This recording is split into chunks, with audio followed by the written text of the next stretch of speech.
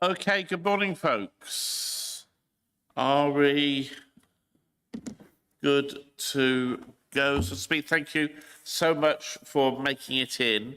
Our apologies that the pre-meeting briefing had to be postponed, but unfortunately the officer who was due to deliver it did attempt to make it in, left extra early to do so, and finally had to admit defeat and call in.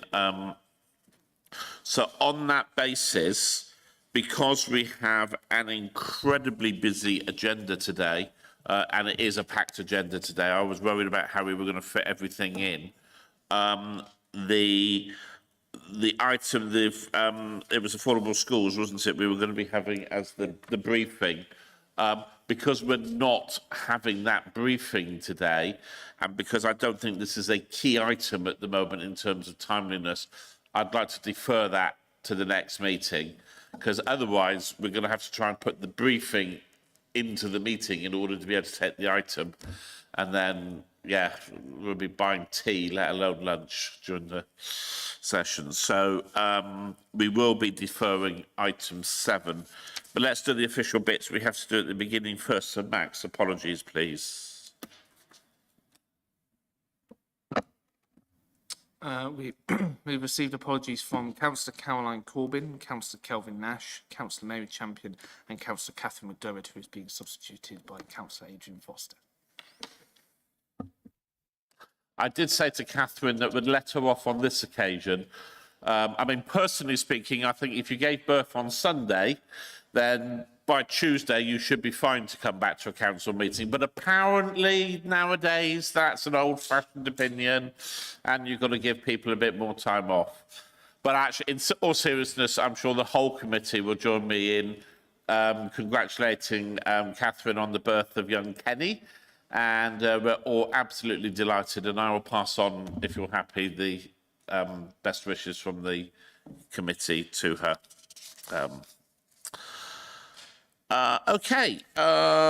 Minutes of the previous meeting. So to approve the minutes of the meeting held on the 5th of September, has anybody eagle-eyed any errors in anything on that? No, fine. Are you all happy that I can sign that after the meeting as a true and accurate record? Wonderful, thank you very much. Declarations of interest. Joe. It's not truly a declaration of interest, but in the interest of transparency, with item 6, alternative provision update, I am on the board of Multi-Academy Trust Equimead that has one secondary school that no longer signs up to the SLA to do with alternative provision, although I don't believe is included in the figures within the report. Thank you. Yeah, it's not a pecuniary interest, but it's always worth noting. Yes, take on board. Lovely. Anybody else? Nope. Okay. So I've got a couple of chairs' announcements for you here. Dr. Mike Thompson, as many of you will know, Dr. Mike Thompson has been the Clifton Diocesan co-opted member for the committee for a number of years now. I'm sorry to announce that in October, Mike resigned from that role. He's been a member of this committee and its predecessor since 2002. He also chaired the school's organisation committee and the strategic working group on further education, and has been a school and college governor. I think we can let him off going now after starting in 2002. He's probably done his due. So on behalf of the committee, I would really like to sincerely thank Mike for all that he's done and his unwavering commitment to ensuring the very best educational opportunities for children and young people in this county. I had a really lovely email from Mike when he stood down, and one of the things he was at great pains to stress was how much he'd enjoyed working on the committee and how much he'd valued being able to be part of the process that we do, and saw the importance of it. So he wanted me to pass on his very best wishes to everybody here, and unbelievably, he wanted to say thank you to you for having given him the opportunity to do the work that he has done for the past, 22 years. So a huge thank you to Mike. Now, it says in the script here, I'm equally sorry to announce that Marie Gondlach is leaving Wiltshire Council. I kind of lie a little bit on that, but only because I'm going to be her boss in her new job. So I benefit from her leaving Wiltshire Council, but that wasn't the reason she left. But I am sorry to say Marie is leaving Wiltshire Council. She's not only been a fantastic support to me and Jackie over the last few years as chair and vice chair of the committee, but she has always been so passionate about the work of this committee, and that it showed and that really did show through in the way she approached any of the scrutiny work in children's services. She was always professional, diligent, and focused on the outcomes for children and young people.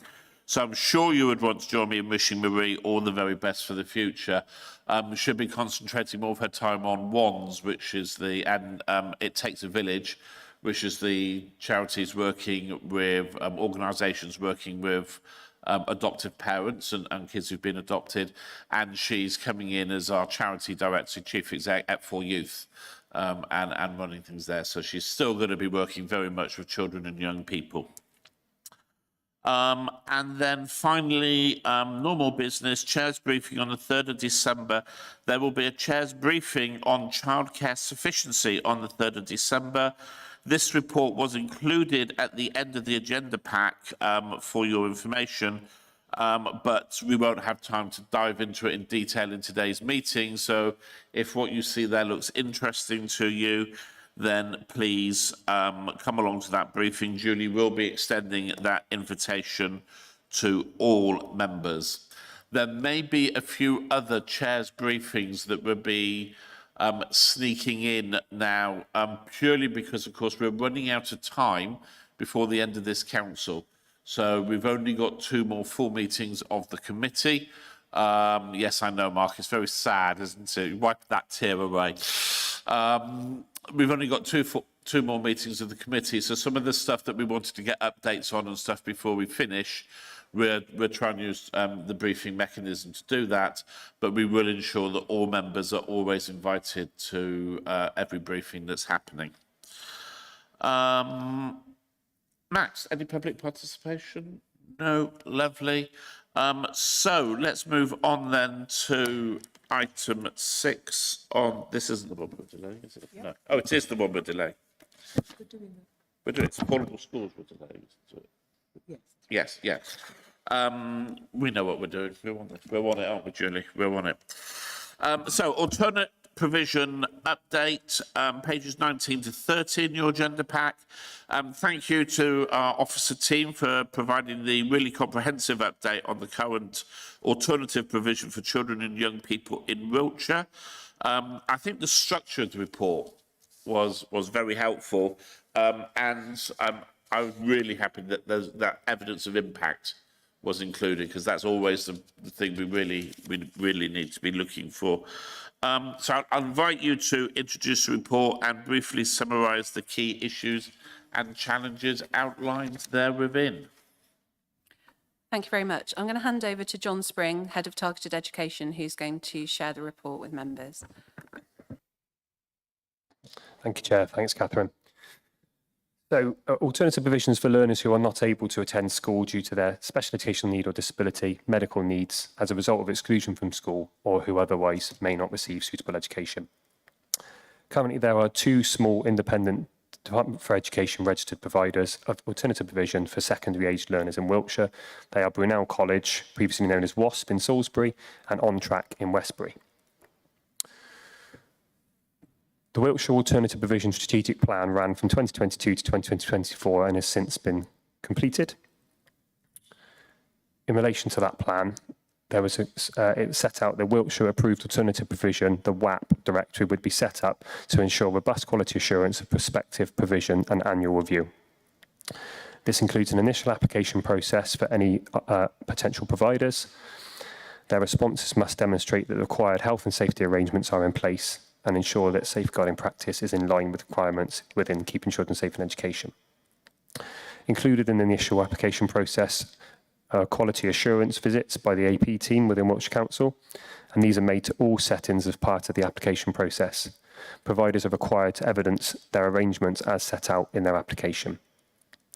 The Wiltshire Approved Alternative Provision Directory provides information about the types of provision available locally, and this is shared with all schools and settings on Right Choice. There's then ongoing quality assurance that's completed by the AP team. Providers are required to evidence appropriate safeguard arrangements as an ongoing arrangement, and provision of learners against agreed outcomes as set out for individual learners accessing that alternative provision. Any provider found to be operating below quality assurance standards is immediately removed from the directory. There are 2 marketplace events that have taken place, work with schools, commissioners to understand what alternative provision is available in the local area, and providers to gain a better understanding about the needs of schools, learners, including those with SEND, and other commissioners. And this has helped shape and inform the Wiltshire Approved Alternative Provision application process for 2024-2025. In addition to the 2 registered provisions, we also know that there's procurement of a DfE registered alternative provision for the north of Wiltshire, which is currently in progress and named the Northwood Centre. It's important to note that improvements in specialist place sufficiency in Wiltshire over the last 2 years has significantly ensured children have the right place first time, which has supported a reduction in the need for alternative provision and or for suspensions for EHCP learners. All Wiltshire schools are requested to report their use of alternative provision on a monthly basis to the Council's alternative provision team. At the end of 23-24, 81 schools reported that there had been a total of 601 alternative provision placements that had ended during that year. Schools are asked to report on the outcomes of the placement where it has ended, and compliance with this request is strong and is reflective of the positive relationships which exist between schools and the local authority teams. During 23-24, 70% of placements were recorded as having met the expected outcomes of that placement for the individual child in question. It's also important to note that the percentage of secondary placements for which no outcomes were met was significantly higher than primary placements, and this is an area for development with schools as commissioners of AP. We have good returns from schools, although it's noted that it's not a statutory expectation for schools to report this information and a good return. And however, the number of schools reporting has increased significantly over time. In relation to learners that are EOTUS, i.e. educated other than in school, all Wiltshire approved providers are required to complete weekly returns around attendance for a EOTUS cohort, and this is monitored by the AP team. For children within the HCP and an EOTUS designation, the SEND lead worker leads on the establishment of a suitable alternative provision offer, and for any learner permanently excluded from school, the AP team leads on provision from day 6. All EOTUS learners have 3 learner intervention plans, progress review meetings across an academic year. Where the AP team considers that an EHCP learner's AP package is not sufficient, the team will work closely with the SEND lead worker and providers in order to extend the provision offer. Since June 2024, 57 placements have been reviewed on a cycle for 46 learners.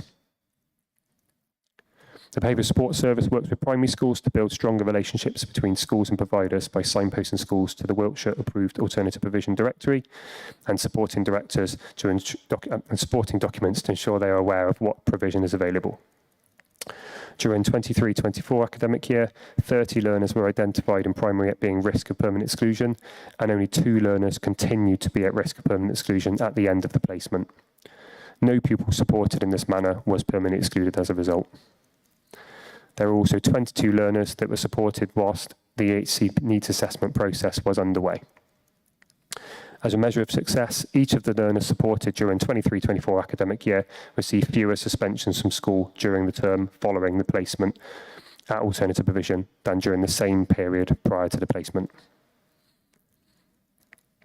The primary behaviour support teachers support and advise primary schools to ensure every learner attending AP commissioned by the school has a learner intervention plan. In relation to the service level agreement for secondary schools through devolved inclusion funding, In 2023, one grammar school and one multi-academy trust consisting of 2 schools chose not to be part of the current service level agreement. Of the 26 secondary permanent exclusions in the 23-24 academic year, 20 were from these 3 schools, 1 from the grammar school and 19 from the multi-academy trust. Where the funding was not devolved to these 3 schools outside of the service level agreement, this funding has been utilised to support alternative provision for those learners who were permanently excluded. Through our SEND transformation programme, a new team of secondary behaviour support teachers has been established for the academic year 24-25. And this will support our secondaries in relation to behaviour that challenges and in support of effective identification of alternative provision. We've got a highly effective fair access protocol process in place and a commitment of school leaders to belonging, which results in responding quickly and effectively to identified appropriate alternative provision for learners who have been permanently excluded. Additional inclusion funding to support these transitions via alternative provision is allocated by the Fair Access Panel and progress monitored by the panel, including head teachers. The voice of learners and their parents is a key part of this work. The views of parents and the learners, where possible, are sought through discussion with the Commissioner as part of the commissioning process of alternative provision and as part of the placement review meetings. Consent is requested at the point of commissioning for parent details to be shared with Wiltshire Parent and Carer Council. And from initial feedback from Wiltshire Parent and Carer Council after the first round of conversations in September 2024, this work will contribute not only to the casework with the individual learner where appropriate, but to the wider quality assurance of providers, the training to schools, and also to commissioners. And just to summarise the key points in terms of evidence of impact, Wiltshire schools continue to have very low rates of permanent exclusion. In comparison to South Western national rates. Rates of suspension in Wiltshire for learners with SEND, with and without any HCP, reduced in 2023-24 academic year compared to the previous year through internal data. And reviews of all EOTAS, education otherwise than in school cases, show that of 595 outcomes reviewed since June 24, 82% were either met or partially met, with 30% totally met.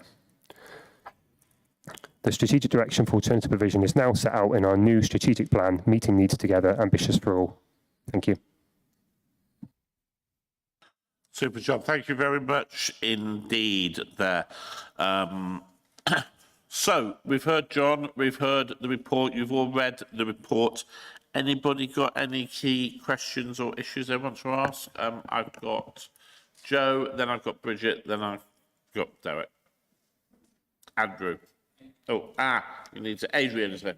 Okay. When you sit right on the fringe, it's hard to see you here. Can you turn your mic off though until you, thank you. Joe. I've got 2 questions, actually. One is to do with the content of the directory. There's, obviously a really good cross-section of opportunities and provision there. But I suppose my question comes to, we are a large geographic area.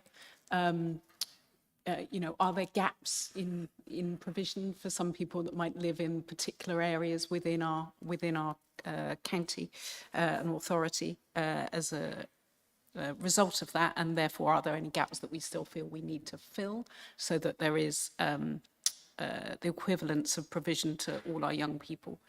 And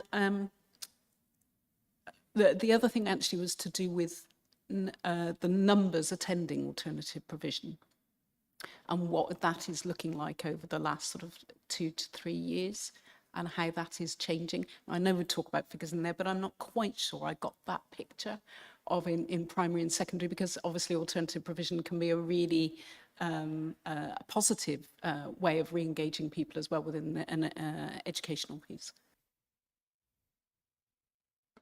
Thanks, Joe. I'll take both of those questions. So the directory is really important in terms of setting out those providers who we've quality assured, even if they do not have a DFE registration. And we're always talking to school leaders about what the potential gaps are in terms of provision geographically.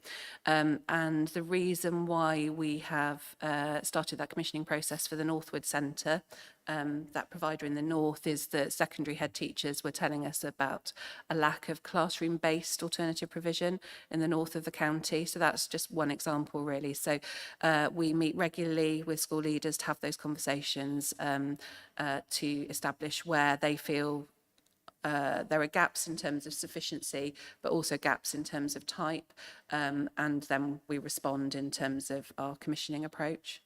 In terms of the numbers attending, it's interesting. You'll note from John's report that there's no statutory requirement for schools to tell us when they're doing that school commissioning of AP. So locally, we've put in a process where we ask schools to tell us on a monthly basis which children are accessing alternative provision. And our schools have been excellent at responding to that request, and huge credit to them for that, which means we've got a really good picture and growing an improving profile of understanding what those numbers look like. So our data shows an increase in use of alternative provision, but it's hard to draw any firm conclusions from that, because over the last sort of 2.5 years, as schools have complied better with our requests to report in, you know, there's kind of more reporting happening than there was previously. So we're getting to the point probably in a year's time where we'll be able to report some trend data around that, and we're confident that the process we've got in Wiltshire reflects very strong practice in terms of tracking and monitoring children in alternative provision.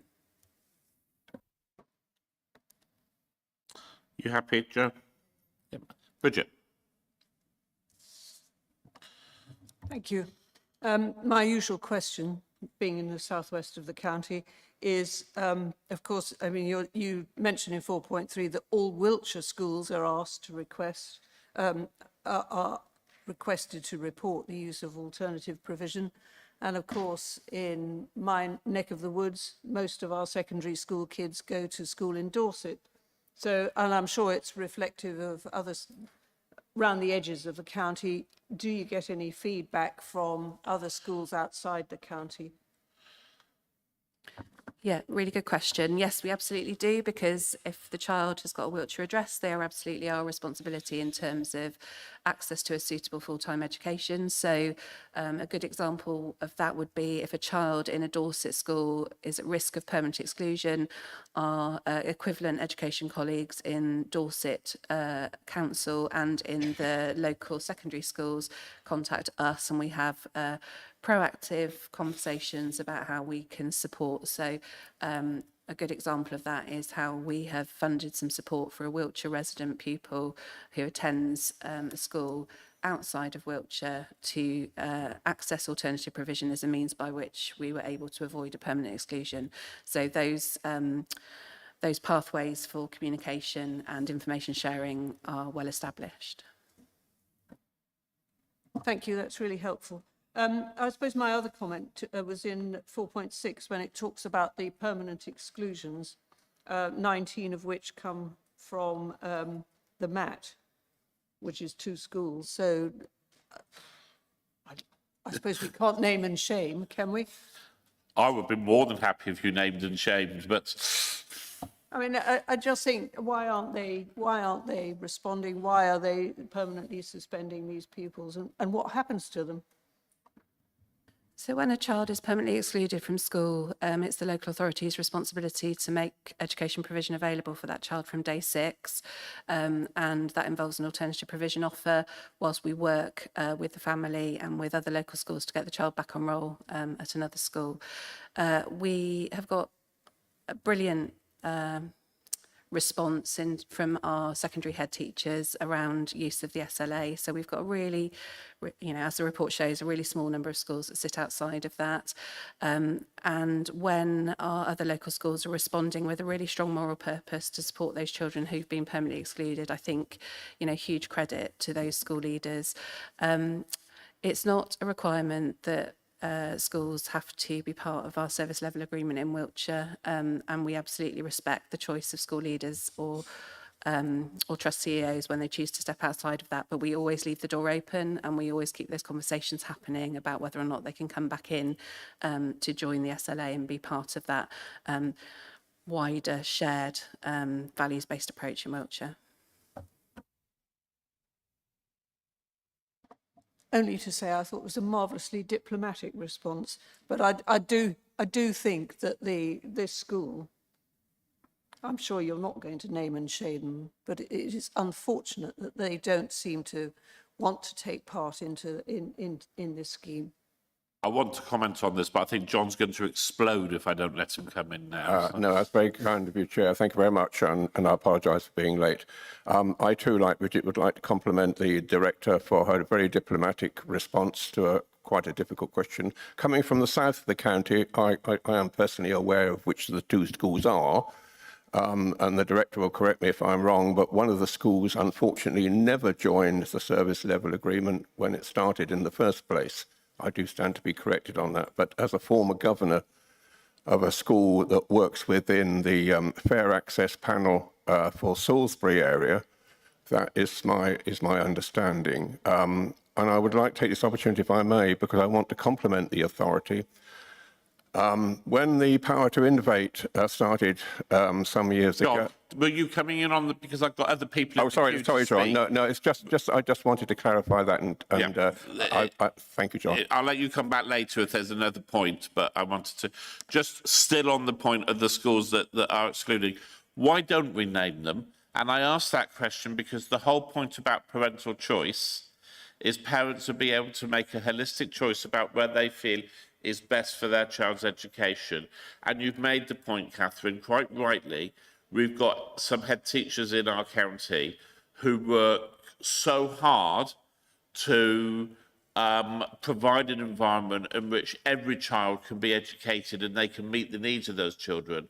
And we've got some schools, I can't comment on the one in the south of the county, I won't name any of the ones in the north of the county, but I happen to know one of them very well indeed, who have come out of the mat and have frankly just gone to town on excluding individual students from the school. And I think parents, when making choices about where to send their child for education, should be given that information about which schools say we will do everything we can to help a child, and which schools will say your child appears to be mildly disruptive, off your trot. Why don't we name them? I think it's always absolutely parents' right to ask questions about how schools manage their mainstream inclusion priorities, and also ask us as a local authority, as a council, how do we support mainstream inclusion of schools, because these are all Wiltshire children, regardless of whether they're in maintained schools or in schools that are academies. And you know from the profile of our secondary schools in Wiltshire that the vast majority of our secondary schools are academies, and that those academies in the absolute majority are a part of that SLA. For me, I feel like because there is no statutory requirement for those schools to be part of the SLA, and the priority for me is relationships with head teachers across the whole of Wiltshire around how we work together to support, that my focus is really on how we continue to develop those strong working relationships so that we don't close any doors to coming back into the SLA. And professionally, I just feel that that's the best approach at the moment. I'm willing to take that away for further discussion though, John. I hear what you're saying, but I don't think it's reciprocated from the other side. And I think that you have head teachers who no, in fact, I'm going to retract that because I don't think actually head teachers have anything to do with it. You have CEOs of multi-academy trusts who are delighted to hide their practice amongst all the good practice that everyone else does, confident in the knowledge they can get away with it because no one's going to point the finger at them. And I don't think it's healthy for our young people. And when you have communities where the only option is to send your child to one of those schools, I don't think that's fair on those communities for that information to be being masked by the local authority. But I hear what you say and we'll move on. Who was next? I think it was Adrian, wasn't it? Or Fred or Bert or... All right. To be fair, I think Catherine has answered my question in anticipation, but that's down to kindly asking it before. It was mentioned at Cabinet that there were some schools which were not helping with getting SEN and complicated children into their schools and accommodating them. And I was going to ask, is there a difference between academies and our own local authority schools in being able to influence them? And I think Catherine's already answered my question. So just to clarify that, though, you know, there is really strong commitment from our maintained schools and from our academy schools around mainstream inclusion, and we'll work with all schools around that. So I think that was, yeah, a slightly different question that I just wanted to make sure I'd answered properly. Thank you. Caroline. Can I just ask a follow-up question to Bridget? Because I didn't hear an answer in respect of what happens to the youngsters who have been excluded, the 19 youngsters. I don't think I heard an answer to that particular point. Yep. So the council becomes responsible from day 6 of the permanent exclusion decision. So we make education available for the child who's been permanently excluded while the permanent exclusion process happens.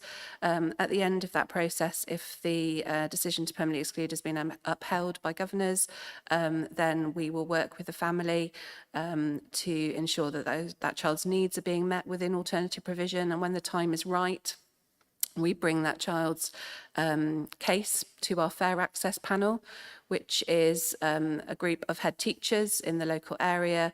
And through Fair Access panel, a careful decision is made about which new school the child will go on roll at and the support that will be needed in order for that new school to support the child in their new setting. So that is a process that is owned and managed by the council.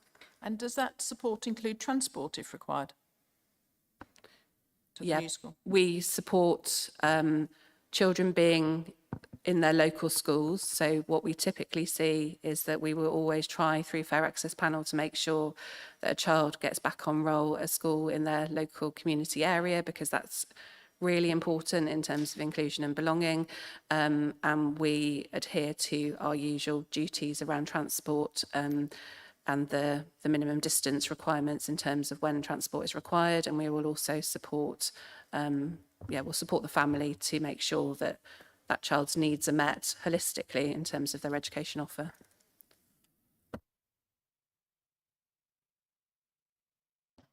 Thanks, John. I might have missed it, and it might be off beam, but can you explain how this interacts with home education and children being off-rolled or going off-roll to home education? So there's no link other than if a child is permanently excluded, they don't then become a home educated child. If they're permanently excluded, they're our responsibility as a council to make sure that we support the family and we get the child back on roll and we put alternative provision in place in the meantime. If we are ever alerted to the potential or the risk of off-rolling, where a parent may feel that they've been encouraged to take their child off-roll in order to electively home educate, our EHE pathway in the council ensures that we put in the appropriate challenges with the school around that, and we do all the checks and balances with the family around the conversations that happened. There's really clear guidance for schools around how to be sure that they are not putting themselves at risk of an off-rolling allegation, and I'm pleased to say that that's not a position that we found ourselves in Wiltshire. What is really important to us is to understand the reasons why families might choose to electively home educate. And we know nationally that some of the reasoning about that has been where families feel that children's additional needs are not always being met within the school environment. And that's why all of our SEND transformation work that we're doing in Wiltshire is focused on mainstream inclusion, so that more families will feel more confident about their child's needs being met. So there's no direct link there around permanent exclusion, but hopefully that gives a bit more context.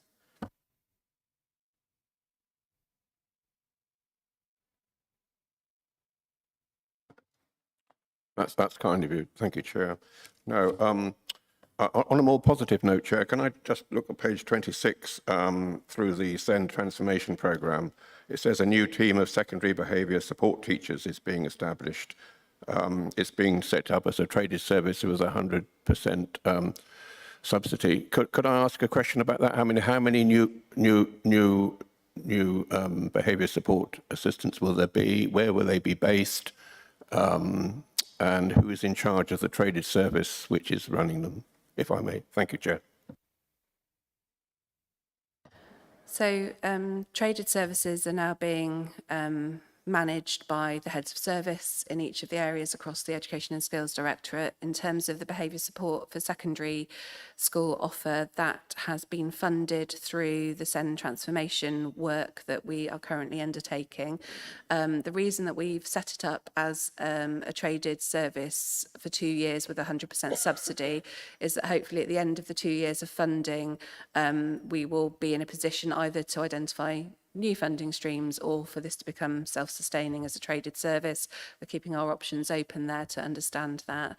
I haven't got the latest staffing update, John, apologies for that, but it's going to be a mixture of teachers and education mentors for secondary schools, but I can certainly get that information to you. Unless anybody else. Yeah, just to add to that, I think it's 2 behaviour support teachers and 5 mentors.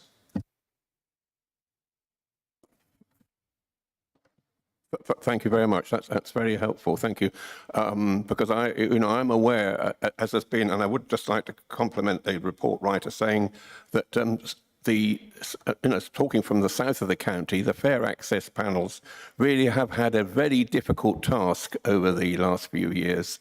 It's not been easy for heads to place these pupils and students in alternative schools. So I'm grateful that the work there has been acknowledged. Thank you, John. And just before we move on, can I just seek clarity on one of the points on that section in 4.6? So it was 2 behavioural support teachers, and I think you said 5 of the mentors. Can you very briefly just tell us what the difference between a behavioural support teacher and the mentor role is? Is this effectively the difference between a teacher and a TA? Or is it a different interpretation? And also, just in that, can I make the assumption that because we're calling them behavioural support teachers, they have to be a qualified teacher to be able to be someone to take that role?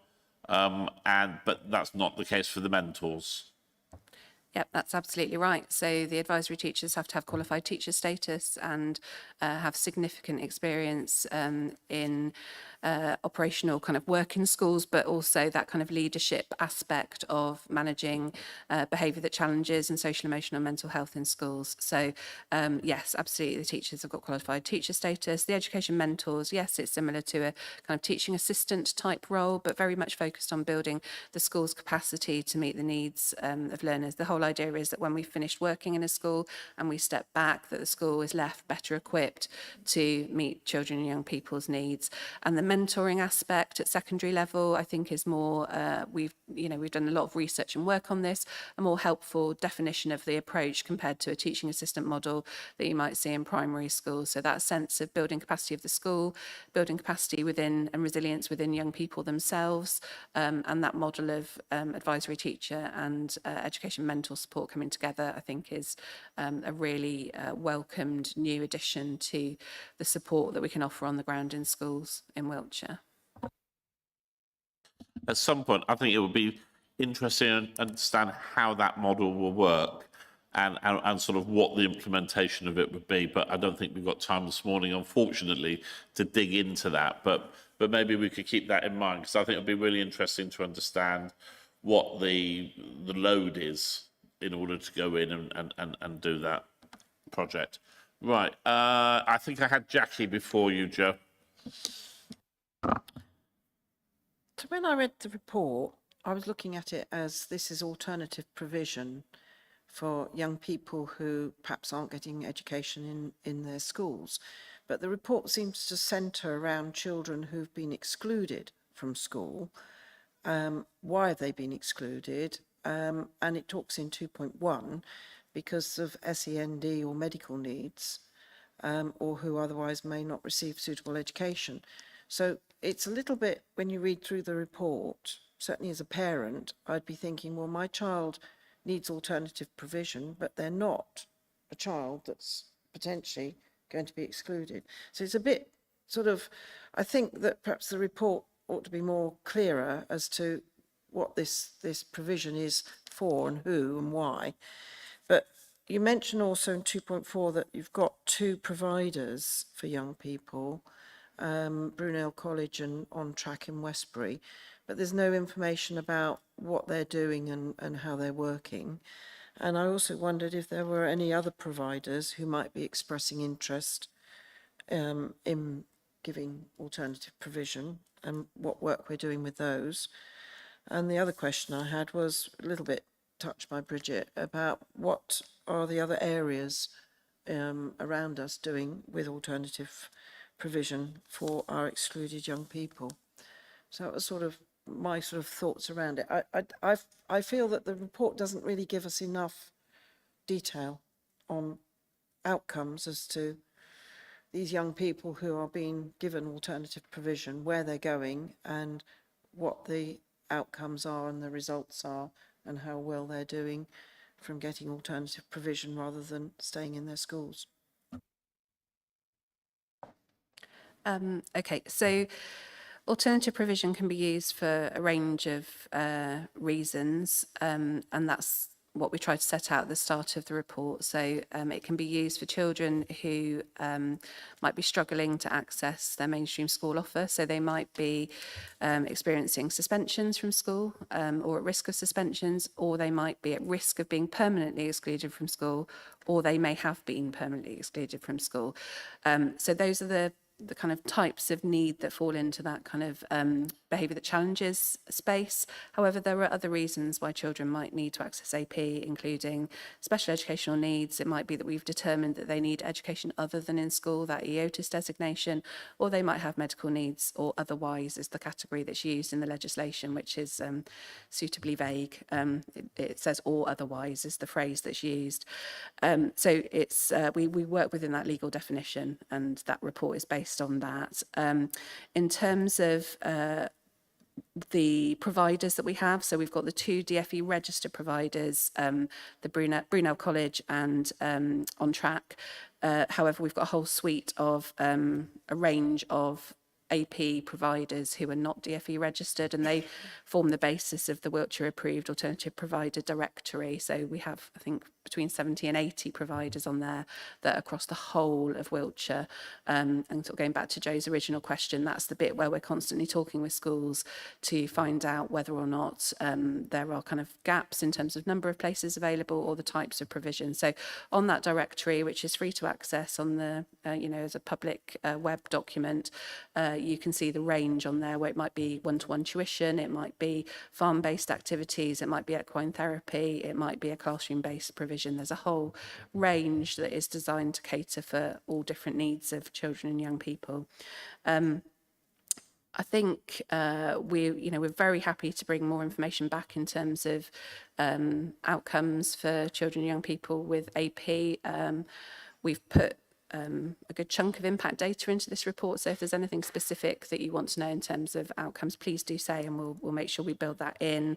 And I think probably the other thing that's worth saying is obviously AP was a significant part of our Send an AP local area Ofsted CQC inspection that took place in October, and the committee will have sight of that report when it's published in a couple of weeks' time, and that will perhaps provide more information that will support understanding around process and impact of how we support children and schools in the use of alternative provision in Wiltshire. But really happy to sort of bring back AP to the committee with any more specifics that are required in terms of impact measures. Okay, Jackie? Yep. Joe? Well, I just wanted to correct the record because I have very gently and very diplomatically been informed that actually the secondary school within my trust has chosen to come back within the SLA agreement, which I think also is evidence of the good relationship that can be built between academies and the council about, you know, choosing something and then choosing to come back within a service. So I just wanted to put that right. Delighted to hear that, because then my maths now work again. I was desperately trying to work out how what was in here fitted with your story. Suzanne. Thank you, Chair. Committee will probably remember that some time ago I gave a report on a couple of the alternative provisions that I visited, one of which was the Wiltshire Wildlife Trust, and they did have an open invitation to anyone to get in touch and go along, and I would recommend it because I think it's been mentioned, the variety of APs is staggering, from somebody with a plot of land who one-to-one has a child with, you know, very much SEMH difficulties, and they work together and amazing things happen. The other thing I would comment on is I was very confused at one point regarding the unregistered and the registered. And I know in another meeting we had a discussion about a school that wouldn't allow their children to go anywhere than is registered. And actually, Teresa McEvoy spoke to us about this. And my understanding is, and correct me if I'm wrong, Catherine, that the registration side of it is very specific, but it requires the AP provider to have a curriculum and have lots of other, you know, relevant pieces there. Whereas with some of these little, very small APs, they can't have a curriculum because they are dealing with one-to-one individual cases, and they then mould whatever that child needs around, you know, those specific difficulties. So I don't know if Catherine can sort of clarify any of that, because I think that is really important. And if schools out there are still thinking, oh, we need an AP but we're not going anywhere unregistered, there's a bit of an education process perhaps that needs to take place.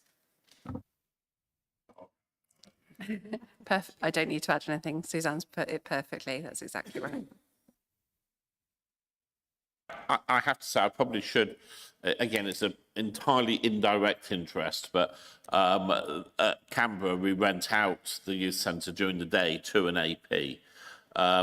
And one of the things that I have found really fascinating is seeing that when they get a new person come in, quite often you might describe that young person when they first turn up as perhaps being a little stroppy and difficult. But actually, the way that they provide the support to those individuals and the way they work with them, you very quickly see them forming relationships with that young person, and you can genuinely see education taking place. Not perhaps the education that you might see in a traditional classroom, but education all the same, and those young people are all the better for it. So I think the AP model is superb, and I think it's a great way forward. Having said something positive, though, I have to obviously balance that with coming back with a challenge. But I'm afraid I've got to come back to these exclusions that have 19 from the one. How many of those 19 exclusions that we've seen from this mat relate to children with SEND? I don't have the exact details on that, John, but I can get that back to you. We absolutely monitor vulnerability status of children who are permanently excluded in terms of social care involvement and in terms of special educational need and disability. There are specific parts of the permanent exclusion statutory process that schools have to follow. If it's a child who's got additional needs, in terms of there's opportunity for a special expert, for example, to be part of the panel. So I don't have that data to hand, but it is something that we monitor. Because I asked the question because when I've looked at the exclusions over a period of time there, both short-term exclusions and permanent exclusions, there's been extraordinarily high numbers of them with SEND, and it really does make me worry when I look at other trends about what is happening, but it seems there's very little we can do about it. So part of the reason we're introducing the secondary behaviour support service is to address the relatively high numbers of EHCP suspensions, so not permanent exclusions but suspensions. Pleasingly already we've started to see a reduction in the suspension rate for children with SEND, and we look forward to seeing that continue, and that kind of also links in with that wider mainstream inclusion focus. So there's plenty we can do to improve that data and the lived experience for children with SEND in terms of reducing their risk of being suspended from school, because the mainstream inclusion offer is better and more robust.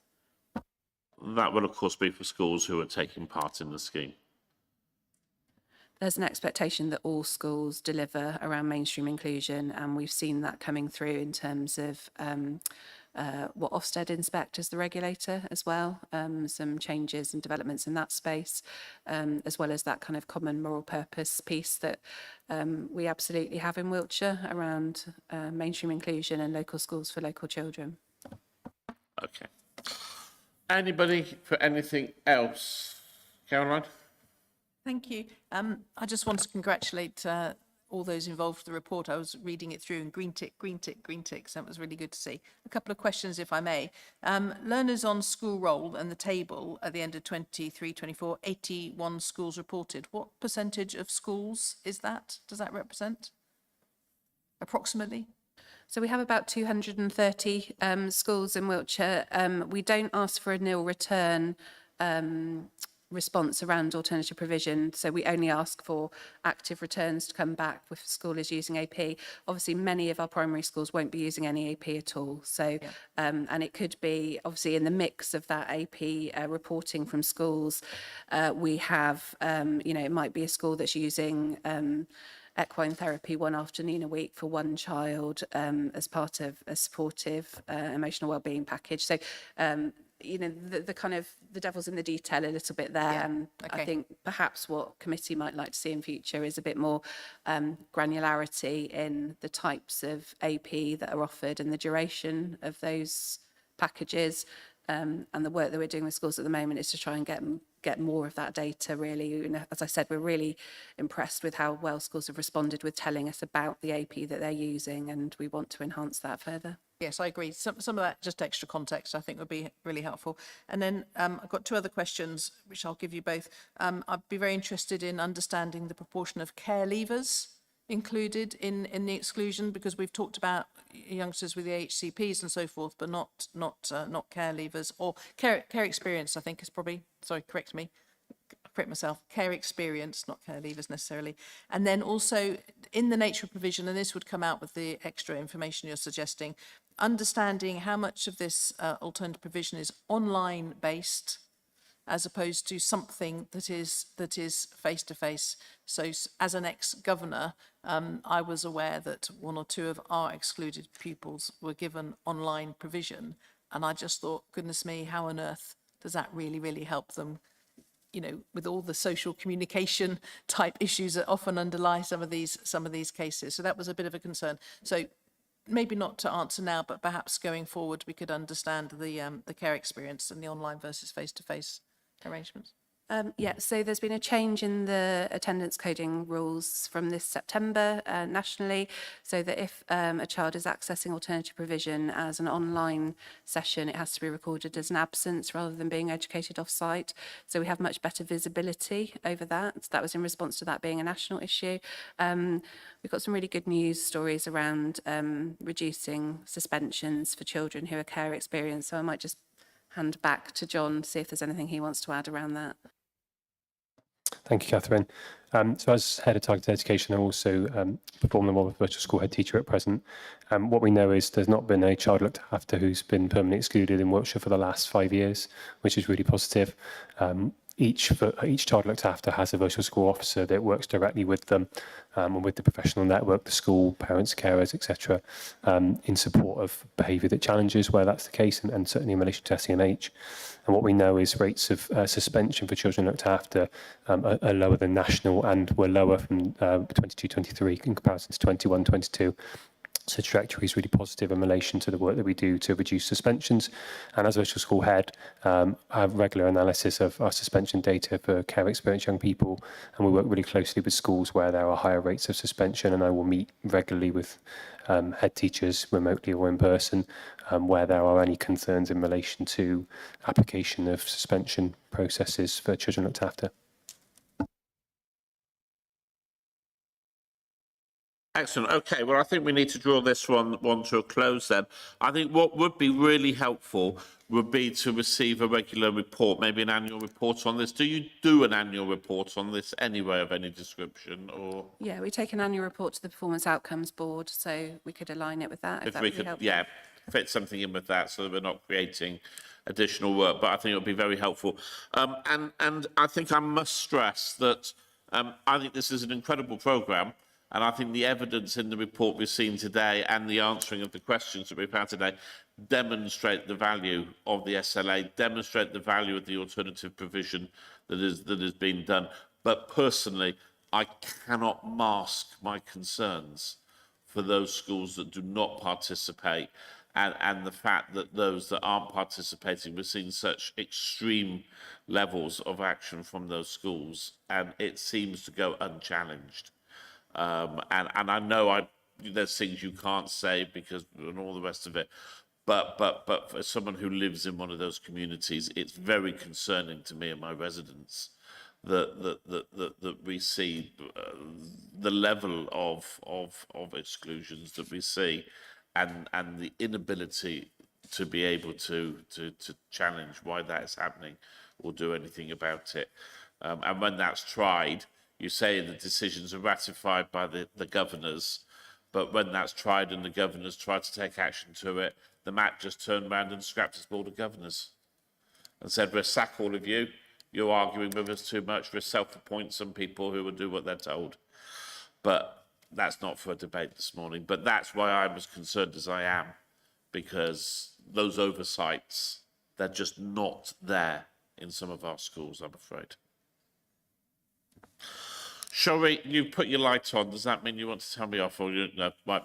Are we all happy with just accepting an annual report, coming back on that, and to thank officers for the work that's been done on there? The affordable schools strategy, I'm proposing to postpone to our next meeting so that we can have had the briefing, because otherwise we'll be here till Christmas. So I'll move on to item 8, the early years childcare strategy. So the committee has been asked to consider and approve the proposed early years childcare strategy. This is a really detailed strategy. We are anticipating that members have read their papers in advance and we don't need to go through this line by line today. But there is, I believe, a short presentation to take us through the headlines on this, which I'm assured isn't going to last more than about 5 or 6 minutes. Okay. Thank you, Chair. So, hi, I'm Lucy Ann Bryant. I'm Commissioning Manager in Family and Children's Commissioning, and I'm with my colleague Emma Cook here today. We both work on early years. So in commissioning, we do the sufficiency and the sustainability, and in Emma's team, she does the quality. So therefore, this strategy is very much a cross-directorate strategy which has been written. So we just wanted to present it to you. This is part of the business plan to have an early years strategy. It's very important that we get early years right, as I'm sure you're all very, very aware, and therefore we can have the right skills. The children can be prepared for their later life. So it's really, really important that we do that. And we hadn't had a strategy before. Not every local authority has one. So we decided, put a bid into the LGA, and therefore we have got one that talks to our business plan. And I'll hand over to Emma for the next slide. Good morning, everyone. So what we've done is we put a bid into the Local Government Association to, could we have the next slide, sorry. We put a bid into the Local Government Association for a support package on developing an earlier strategy using their expertise from working with other local authorities across the country. So they provided us with a very comprehensive report which outlined our strengths, weaknesses, and a series of proposed actions that we could take forward for consideration and some targets that we could then use. So what we've then done is sought feedback both internally, so we've gone to senior leaders with our proposal, heads of service, managers and staff that are working directly with our early years providers and childcare. We've worked with external stakeholders, so we've met with health, early years providers, schools, formerly children's centres, obviously moved forward to family hubs now, and we've also sought parental views throughout online sessions. We found it was very difficult at the time we were getting this feedback to get families to come in and see us, so we did online sessions as well as surveys. Could I have the next slide? Thank you. So what we wanted to do through the strategy was focus, have a very clear focus for families on that family-centred approach, making sure they're the heart of the strategy, making sure we're emphasising that tell their story once, so they weren't really over having to tell their story lots and lots of times, because from feedback we knew that families were finding that very, very challenging, and make sure that we had a clear action planning and measurable outcomes that ran through this strategy. And one of the proposals is we set up an earlier strategic board, which we currently don't have, which will monitor this action plan and make sure we are working clearly towards those targets that we're setting for ourselves. Go to the next slide, please. The next slide. So what we're trying to collectively achieve then is these 6 things. We want excellence, we want enablement, we want identification, we want local support, we want very good outcomes, I want our children to be ready for school. So a big focus of this, obviously, is on the good level of development. And what we our professional objectives are, is going to do it through consultation with our workforce and through the services that we're delivering. So it's very much looking across the whole sphere to make sure that we have something that is joined up but that meets the outcomes, because actually we have good childcare in space and we do this efficiency report, it means parents can go back to work. If we have more parents in work, we have a more economically active authority. This is something we want to push for. At the same time, we therefore have children who are better able to achieve higher outcomes. The next slide, please. So what we've done then is we've just put down the points from our action plan so we can go through those for you quickly. So this is what we're planning to work on over the life of the strategy. So looking at that good level of development and school readiness, making sure that our children are physically and emotionally ready to start learning when they get to the end of reception, which is that entry into year 1. And I'll pass back over to you. Sorry. So we have the provision of family hubs. So again, that's something that was agreed by Cabinet, and we have family hubs that work in the early help arena from early years all the way up and make sure the support is there for families. And also, as I just said, then sufficient childcare and employment support for working parents to ensure they're able to go to work and their children are safe in good quality care. Then also making sure we've got good transitions for our children, not only when they go into their childcare, but as they transition through the different phases of our earlier system, and then as they transition into school. So making sure we've got the right provision for the children and that those transitions are successful, children are happy, and that they're then able and ready to learn. We've then also got improving the well-being of young children. We know nationally that this is coming up more and more, particularly as an aftermath of COVID, where children perhaps didn't socialise as much with other children in their early days. So making sure we've got that really clear focus through our action plans and service delivery plans on well-being of young children and making sure that we're supporting that emotional well-being. And then also then to have an integrated early childhood service and workforce development. So again, talk about we need people to work in early years, and we need to sell it as a high performing opportunity for young people. So we are working on, going to have in the atrium, we're going to have an early years careers fair, and we're going to promote it as strong as we can, working with our colleges and our training colleagues to make sure that people see the value and understand the benefits of working in early years. And also then to have information advice for key stakeholders so that we offer information for those who want to know about childcare. We have the childcare sufficiency report. We have that available to make sure if people want to come to Wiltshire and set up childcare, that they have the information they need available to them. The final slide, if that's okay, please. So we then have supporting SEND in our early years. That's the key focus at the moment. We know we've got a lot of young children coming through with SEND needs, so we're looking at the inclusive support for all of our settings for those young children. And then could we have the next slide? Sorry. And then finally, we've got transport in rural Wiltshire. We know that for some of our providers, being very, very rural is an issue, and also for some of our parents where they can't access childcare. So looking at new things like the new childminder type, so childcare without domestic premise, and really promoting those in some of our rural areas to make sure that we can provide that access to childcare in those most rural areas for our families, and making sure we can signpost to those. And that's all of our slides. We did say we'd keep it brief for you. And you have done. Thank you so very much. No problem. You took pity on us looking at the size of the agenda, didn't you?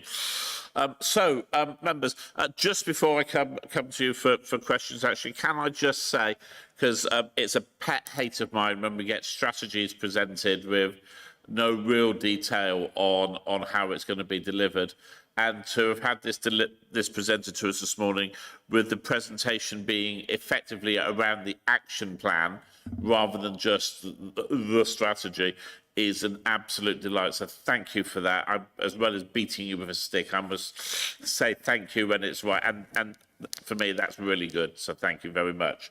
I will pass over. I think I saw Helen fractionally before I saw Joe, and then I see Jackie. That's 1-1. Thank you. Yeah, again, good report. Thank you. Couple of questions. When we discussed early years provision last time, I think I raised the issue about staffing being somewhat of a challenge. And it's good to see that you are looking carefully at how to address that. Do you have a feel or statistics which show the level of under provision, where that is and how you're going to address it? And then the second question, in the report you talk about the existing workforce being an ageing workforce, and in your presentation you talked about the importance of bringing younger people online. It'd be helpful to have more information about that. And the third question is about EHCP provision, again, which you touched on in your presentation and in the report, and it ties into the safety valve report we've got later on, just so I've actually read some stuff, and where it talks about the EHCP overspill coming largely from early years requests. Is that to do with underconfidence of early years providers? Is that to do with something else? Thank you. Thank you very much for those questions.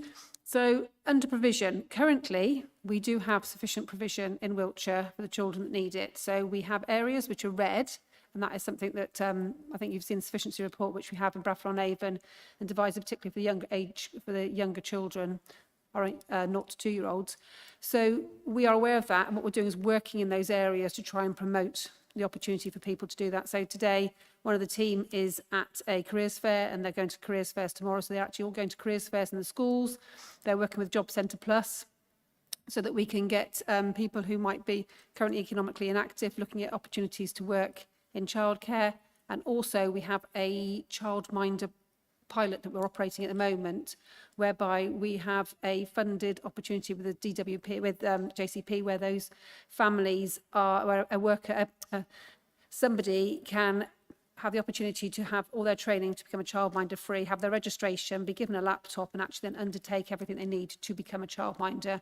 So we are looking at everything we can to try and get people into the workforce. It is a bit of a slow build, but we're doing what we can. As for the ageing workforce, that sort of comes under the same umbrella. We are aware people are leaving, and so we're looking to those younger opportunities for people to get to look at work.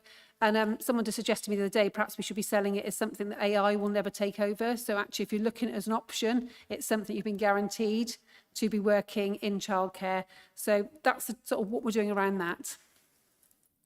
And so then on to the question about, I have put it on, EHCPs and our children in early years. Yes, we have got an increase. I think a lot of that is we've worked really closely with our providers over the last few years with the development of the early years inclusion role, going in and supporting these children. So I think there is an element of better identification and earlier identification for these children. And we know we are picking up the right children as they're coming through.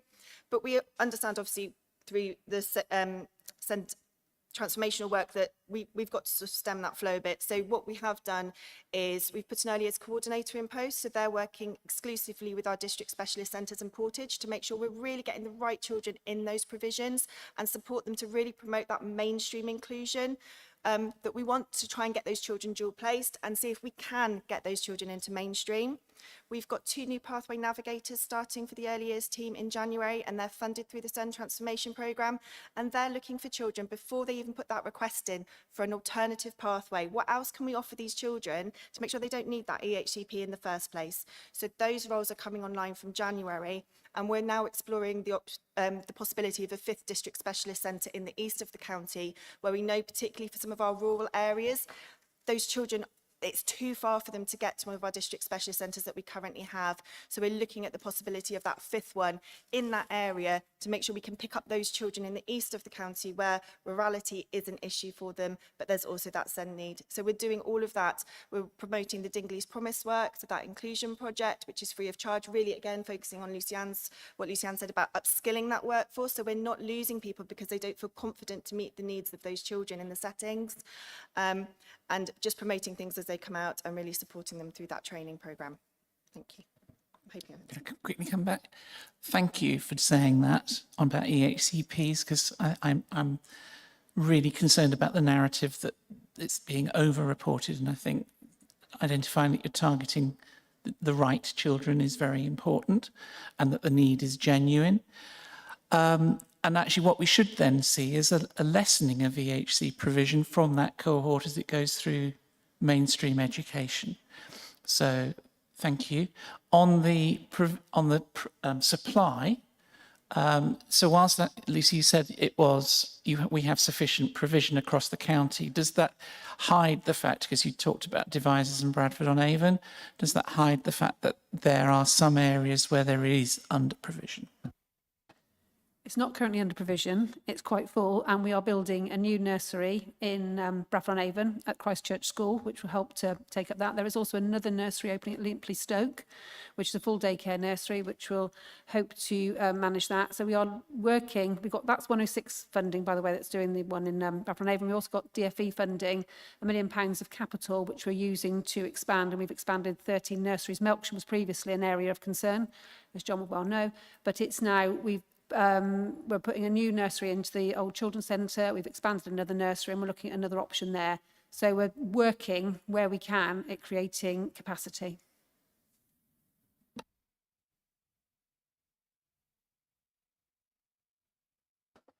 Thank you. I've got a couple of questions, and one just checking against discrepancy, I think, with numbers, but it's probably me missing it. So first question really is around telling the story once and that kind of seamless pathways for service. I suppose the question is, do we have the systems in place to allow us to do that yet?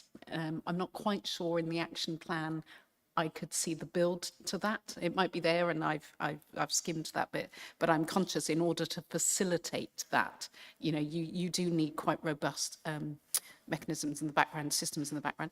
The second question really is, and I appreciate this is more to do with the health board, but are there enough health visitors to undertake the checks in order to because that's a really important part of things going on? And then my check is about, I think there's a difference in numbers. At the bottom of page 139, it says 241 early years settings and 190 childminders. But on page 143 in the table, it says 249 settings, close enough, but 311 childminders. So A, I've read it, but B, what's the gap? I think that might have been a typo. Yeah. Because it's always, the problem with childminders is they open and close very quickly. And so the report will get out of date with the number of childminders quite quickly. It always sits around that 300 mark. So that's something we will take that away and get that changed immediately. So on the telling the story once, there's a piece of work we're doing at the moment with our social care colleagues on working with the ESA to create a one plan.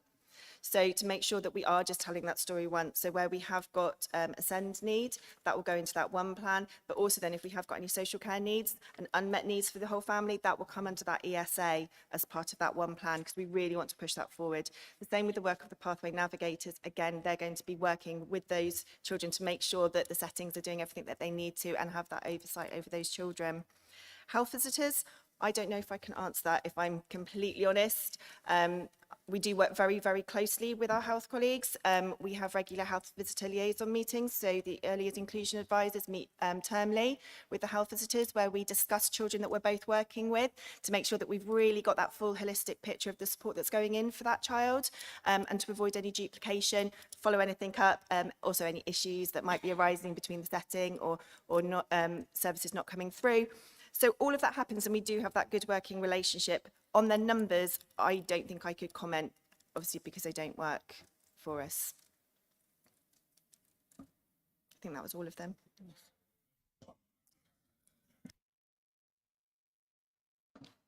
Doesn't worry me because somebody else might ask my question, and I always encourage other people. Page 132, the methodology, that's missing, so presumably that's going to come later.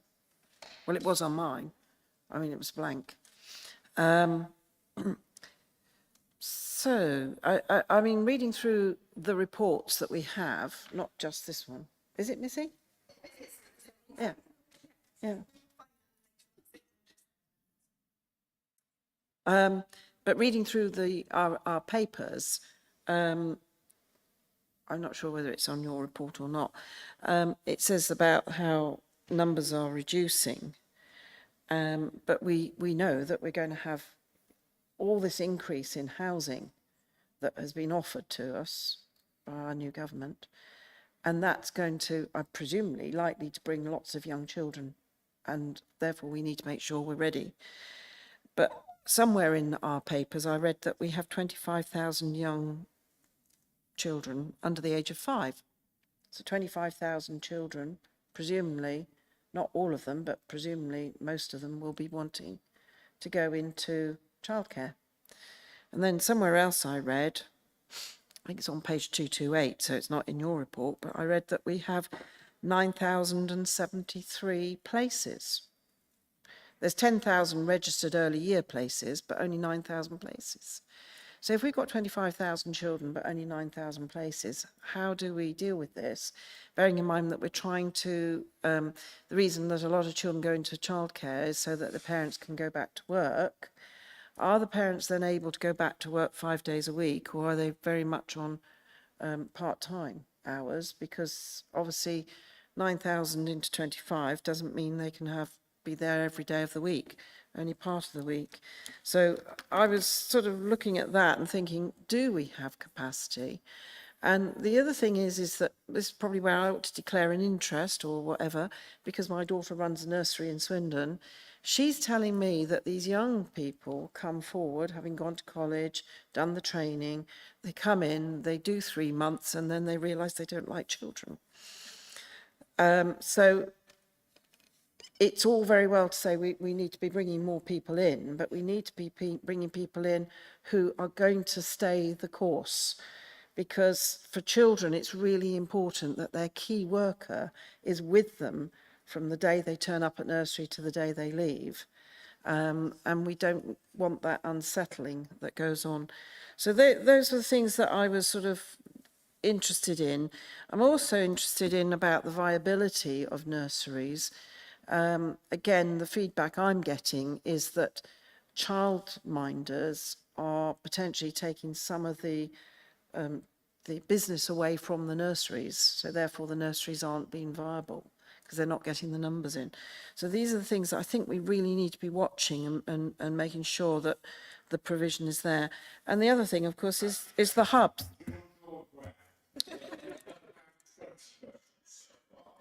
I'm not sure. No, she's... Yeah, okay. Okay. I wasn't going to do another 20. I was just concerned about the hubs. Right. We will. Thank you very much indeed. So, yes, housing is on the increase, absolutely right. And we apply for Section 106 money to build provision in those areas. So we have got, I think it is in the other report, the sufficiency report, the number of applications we've put in that we successfully achieved. So we'll be doing that. So there will be more provision built in areas where there are houses. That's how we're managing that, and we're doing very well with that. Your comment about the number of places that there are for children compared to the number available, the number of children, is a lot of children do part-time care. So that's actually how we manage it. And it's always been a really difficult figure to try and sell to people, because obviously if in a school you have a place per child, so every child is one child in a place, but in a nursery a place could be 3 children. So as you probably know from your daughter, so that is the thing that we have to manage. And yes, there are the number of registered places is greater than the number that are available, and that is due to staffing, which is again why we're doing this campaign around trying to get more people to work in early years. And you're absolutely right, there is a slow burn, and you said that people come in and then they leave after 3 months. What we've found a lot of our settings doing now is offering more part-time hours for staff, so staff don't have to work a full 5-day week. They can do 4 days or 3 days, they can do longer days, they can do a different combination of hours which work with their family life, so therefore they are more inclined to stay. So what we've found is that people started and they found that because they're working 8 to 6 and they had their own children, it wasn't actually manageable for them. So there's a lot more of that going on now. So that hopefully is working towards keeping more people in the profession, because we're very aware we need to keep people working in early years. There are more childminders, which is an option for a lot of parents. So I don't think it takes away at all from the earlier settings. I think that childminders are a great addition because they can offer generally atypical hours, which other settings don't offer. They can pick up children sometimes where they're required to. And also, as Emma had talked about the rurality, they're available in those rural areas where a nursery would not be viable. So we need to look at sort of getting more childminders in more rural areas and getting childminders working with assistants. I think that's something we will aim to promote, and I think that would be a good thing for the county and for parents wanting to go to work. Can I just add something else as well? You were talking about viability, and we know for some of our very small preschools that we have in our villages, they aren't sustainable and they're not going to be viable for much longer. So they could use the new types of childminder without domestic premise, where they can run as a childminder from the village hall, from a leisure centre. They could use that to make sure we can keep that provision rather than it closing, because we know for some of our preschools, they do struggle to get committees because they need a certain number of parents to step forward and be on those committees. They have a certain number of children that they need to make that viable, but actually they can change their registration now from the 1st of November to that childminder without domestic premise. So we might see some switch, but at least we're keeping the childcare and keeping those people in the profession at the moment. Anything else, Jackie? I was just going to ask about the hubs as to how well they're working, but I know we got that on next year to an update. But again, I mean, I've had emails from Spurgeon saying, you know, they're holding stuff back. I can see you waving, Peter. Oh, sorry. Finish saying what you were saying, Jackie. No, I was going to say, I was just worried that the hubs, are they providing what we're expecting to? I have to admit, one of my questions that I had down was on the same theme, which is that it's talking about the adequacy and the capacity at the hubs. And I'm receiving regular emails from them now telling me we're full, don't send us any more referrals. Slightly more worrying than that, though, is that the emails say we're full, don't send us any more referrals, and even if you do refer to us, you remain responsible for this person until such time as we say we've got enough capacity. So considering that we've now extended the range of what they were doing from 0 to 19, if an organisation like a youth club has a young person that they want to refer into the Family Hub programme and say, that it's a massive disincentive for outside organisations to try to work with the council when you're getting emails saying that if you refer someone to us, you now become responsible for them and for these things until such time as we think we've got capacity to deal with it. And that's the conversation Jackie and I have had several times when we've seen these messages coming through. And I did raise this matter previously, and I was assured it was going to be looked at and it would change, but exactly the same messages keep coming out. I'm sorry to interrupt, but we had asked for them to come to this meeting or to have a briefing or a paper to give us an update on all of this, and it's not here. Can I respond to that?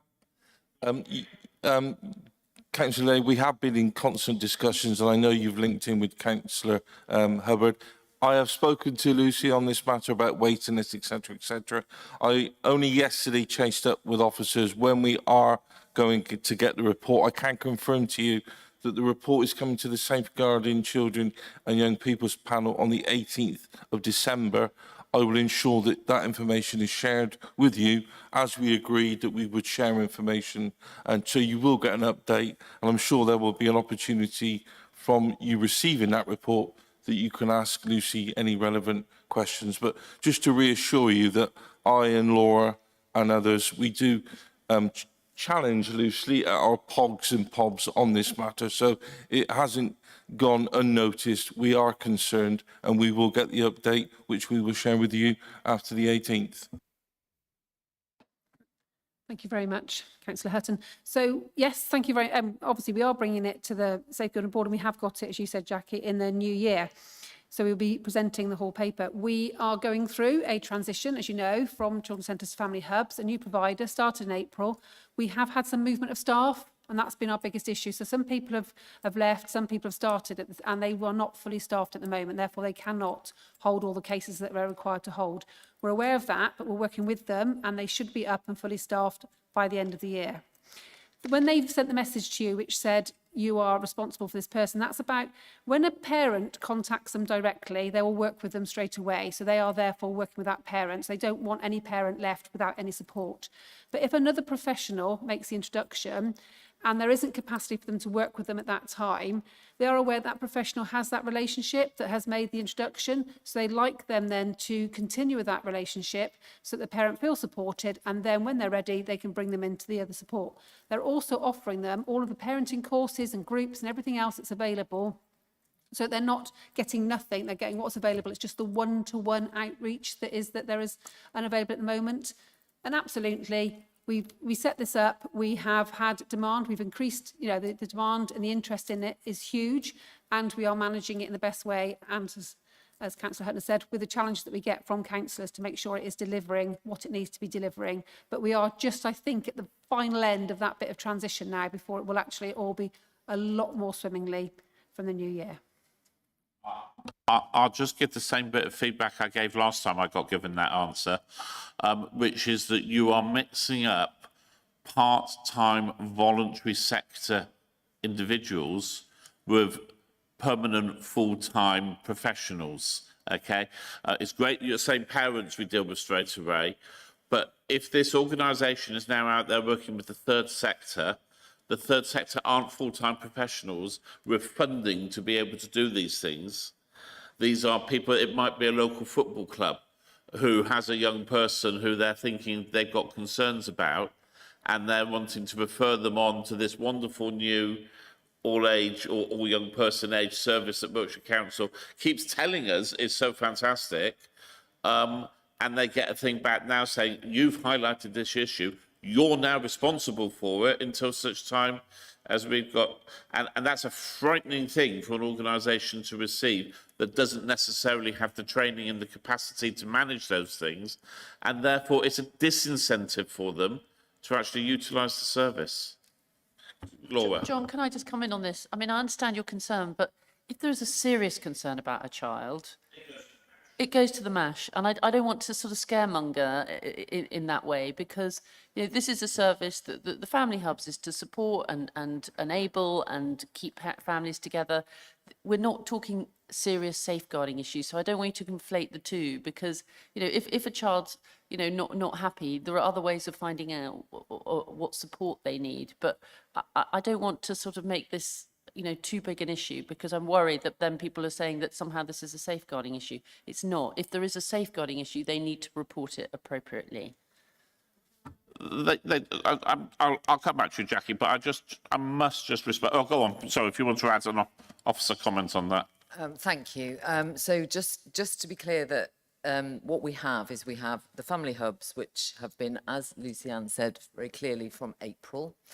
What we are seeing is these are direct access services, so anybody can go to them. What we are seeing is a significant increase in the number of people going to them than we anticipated. We have also got issues with them transferring staff, as Lucy said, so there is extreme pressure on them that we didn't anticipate. We are, in commissioning, looking at actually, given the nature of the people that are going to them, the parents and the children, do we need to think about actually, because a number of children with SEND are going to them and their parents, so do we need to think about different ways of funding them into the future so that we can meet the demand? Because we are seeing significant demand, much more than we anticipated. I would like to say that Luciane is working really closely with Spurgeons to make sure they are delivering against the contract. So we are really on it, okay? But what we as an organisation need to understand is actually this is a really good success story because it is really early intervention and prevention. But I do recognise that for small organisations who have received that response, that might be difficult for them. But as Laura has rightly pointed out, if there is an issue, those organisations must go to MASH. The point I'm trying to make isn't to attack the service.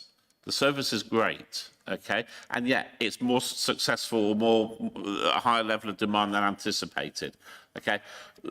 The issue isn't with that. The issue is the message that comes out from that. And if the message that came out from that was, you know, thank you for your referral, actually, we're really busy at the moment, but whilst your young person's waiting for us to be able to go, you might want to consider these other forms of help that are available or these other places you can look to for support or whatever. None of that is in the message that comes out.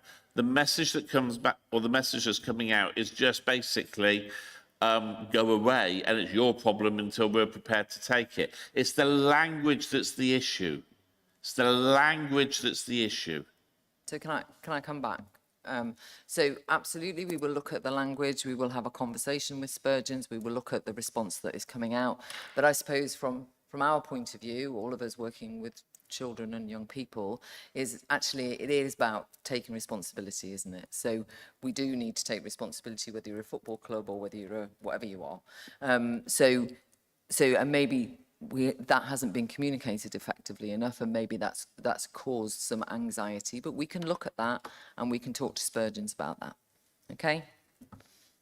And that was what I was going to say, John, because the last email I've had was on the 19th of November, which is 7 days ago, to say that there's the waiting list.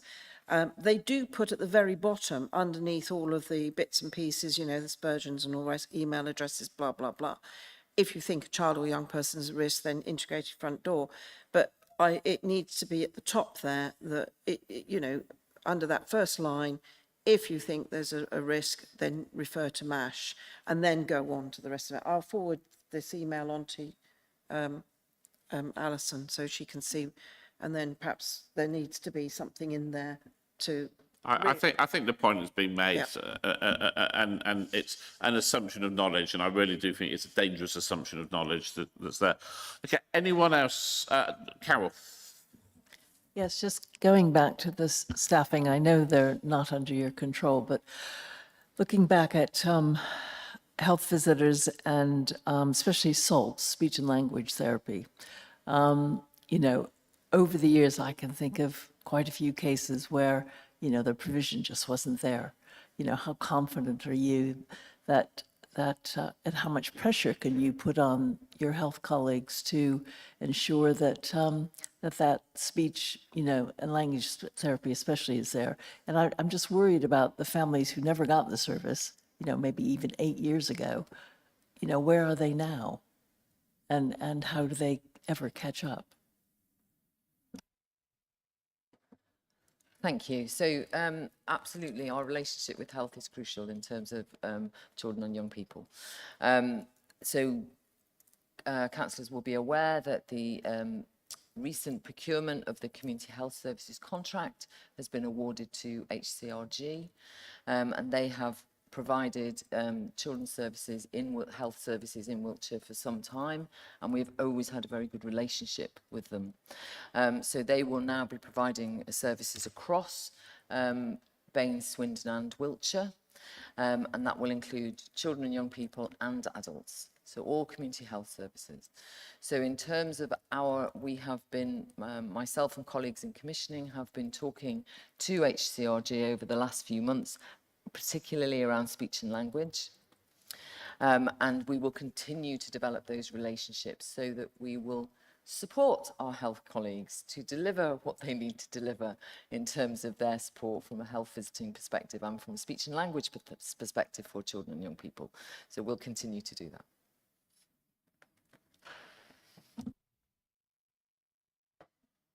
Hi. My question is around provision, and I know you're looking at provision, and we've had questions around provision. And I think you talked about a heat map or a hotspot of. You mentioned Bradford on Avon as a for example. Sorry to be a bit parochial for one moment, but can I flag Marlborough? Nice, rich, wealthy, leafy Marlborough, which of course it isn't in many aspects. And I happen to have a requirement to look at early years provision. So I'm talking about 0 onwards, not just two plus. Recently for another matter, and in Marlborough there is one. In Marlborough itself, there's one nursery. It's very closely attached to the college and is full of college-related families, which is fine. And that's it. And then I spent about an hour one afternoon trying to search for a childminder, and I found 3, and I've no idea they had any vacancies. So in the whole of Marlborough itself, so let's just say within walking distance or maybe even cycling with your child in a trailer behind, possibly remotely, there is no provision. So, so I just want to flag that if Marlborough, leafy Marlborough, has got that sort of problem, I'm just a bit worried about the nature of your mapping and identifying where there is lack of provision. Okay, thank you. There is also St Mary's under 5s in Marlborough.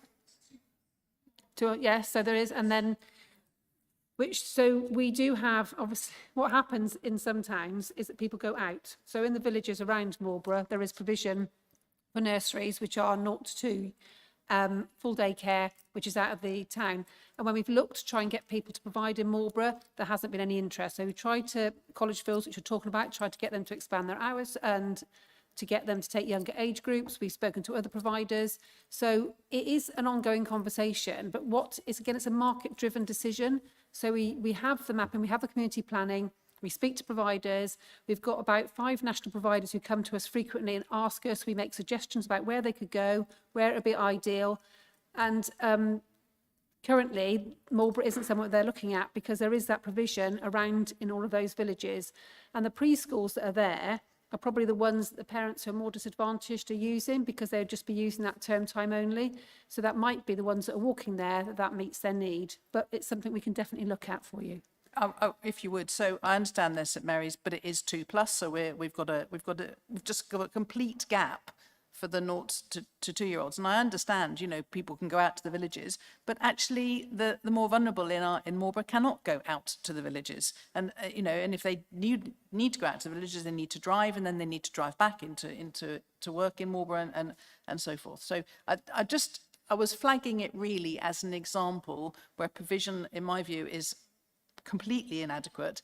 Market forces, I appreciate, would have to drive everything, but it is completely inadequate. And just making sure that Marlborough isn't just an example that I happen to know about in your mapping, and as long as you're on it, then that's the main thing.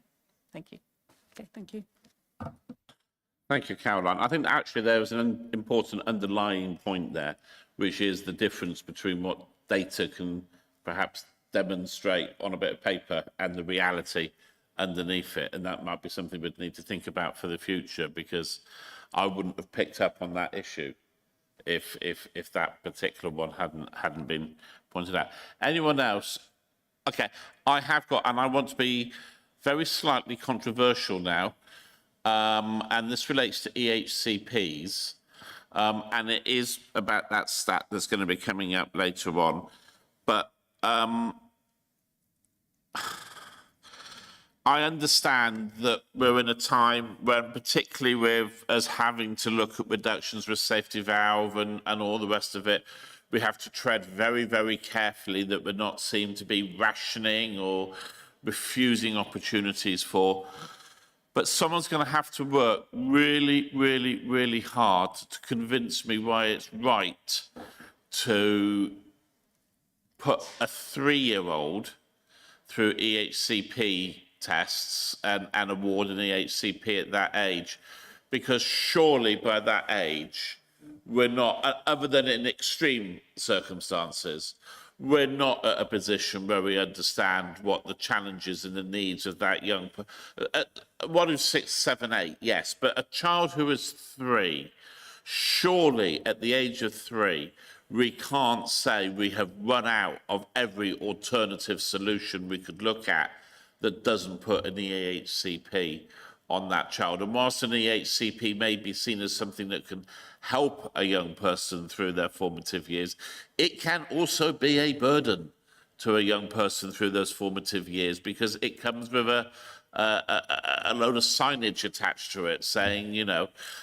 I have needs, I have that, when actually it may not be. I'm really, really, really worried that we are testing kids even at the age of 3 for EHCPs, let alone 25% of the EHCPs reissue are 2-3-year-olds.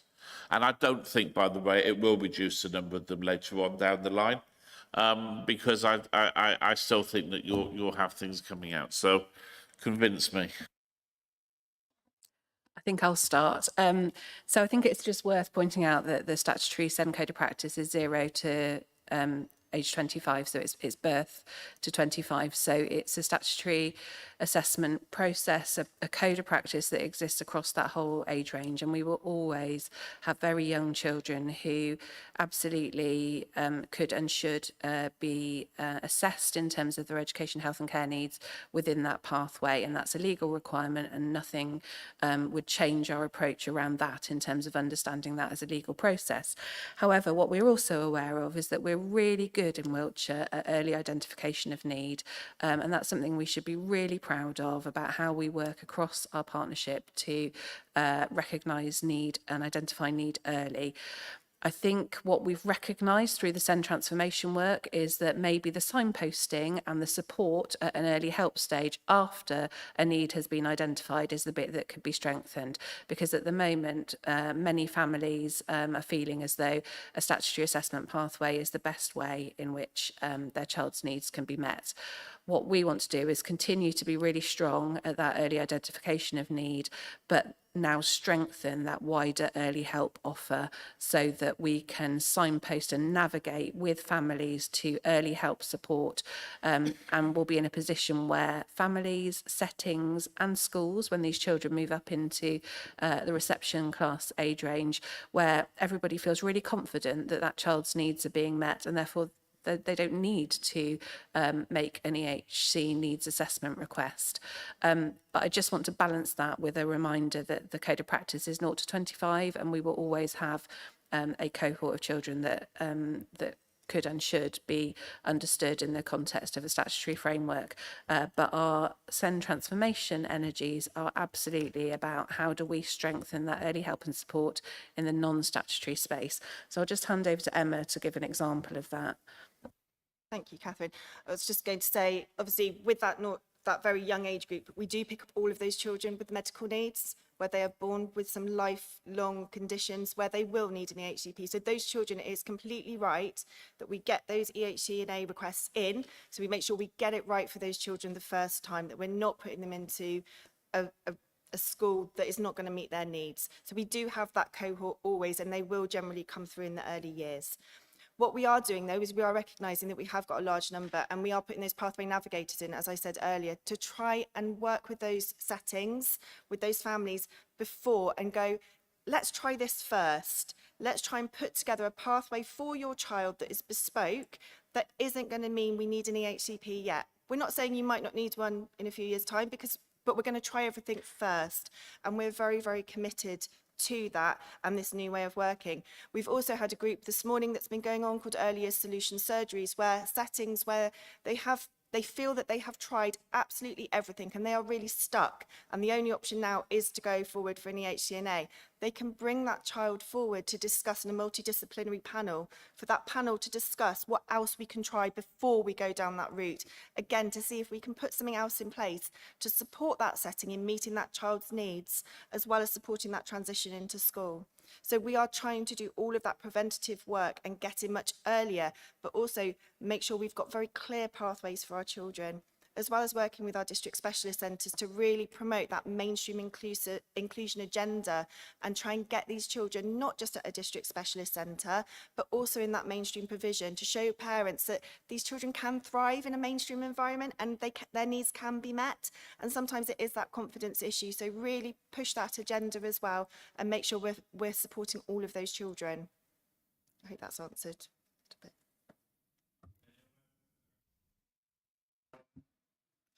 Thank you, Chair. I think just I can't really add in terms of the technical detail to Catherine and Emma's response. I think you'll know, because you've been a champion of it in the past, it's about getting the right support at the right time. And part of the safety valve programme and that whole one council, one Wiltshire approach is that we work with our partners and with families to make sure we get the right and proportionate level of support to children and families at the right time.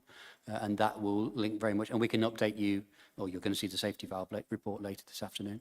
But we want to work with families and with our partners and with yourself to change that narrative that you don't necessarily need an EHCP to access a broad range of services, but we also need to make sure that we deliver on our statutory responsibilities. I think it might be a language thing again, because I'm serious. We talk about an early identification of need, and automatically that need is an EHCP. No, I know that, okay, but that's not what these statistics are telling us, okay, because a quarter of our EHCPs are being awarded to 3-year-olds. And perhaps we should change our language to an early identification of challenge. And then we need to work with the family to identify how we can meet that challenge and what the need is. Because if we're, there's always going to be a proportion of young people who are born in circumstances that they're going to need an EHCP from day one, or they're going to very rapidly need one. But that proportion of young people is not 25%. So I really do think if we're ever going to solve, if we're going to square this horrendous circle, which is actually SEND funding all round, and this isn't actually money-led for me, this is actually needs-led. If I had been born, or if the systems that are in place now were in place when I was born, I for sure at the age of 3 they'd have been shoving EHCPs galore around me. But I don't think that would have done me actually a lot of good as a young person, because I wasn't, I genuinely do think they're a tool that should be used when they're the right tool, but we're seeing them as the only tool, and it worries me. Sorry, I shut up when I said this, Laura, and I'll let you tell me where I'm wrong. But you tell me we've got all these other things in place, but a quarter of our EHCPs are going out to 3-year-olds. I agree. It's very worrying, and it's part of when I'm challenging at the safety valve board is if we're giving them out to 3-year-olds, they're locked in for a very long time. So, but as the officers have been saying, we are doing everything in our power to fend that off, to say not an EHCP, but, and even to go through the EHC process, we could get in something much quicker without having to go through a 20-week process. So it's all part of that culture change of getting in early for the support, the right support at the right time. And that takes, we know everything we're doing is part of that culture change. It just takes a long time. But the whole team are on it. This is why we're here. This is the most important thing for this entire council, is getting the send offer right, because if not, we'll be broke. We've got to get it right. So I'm violently agreeing with you. We're putting all the things in place, and we just got to keep going.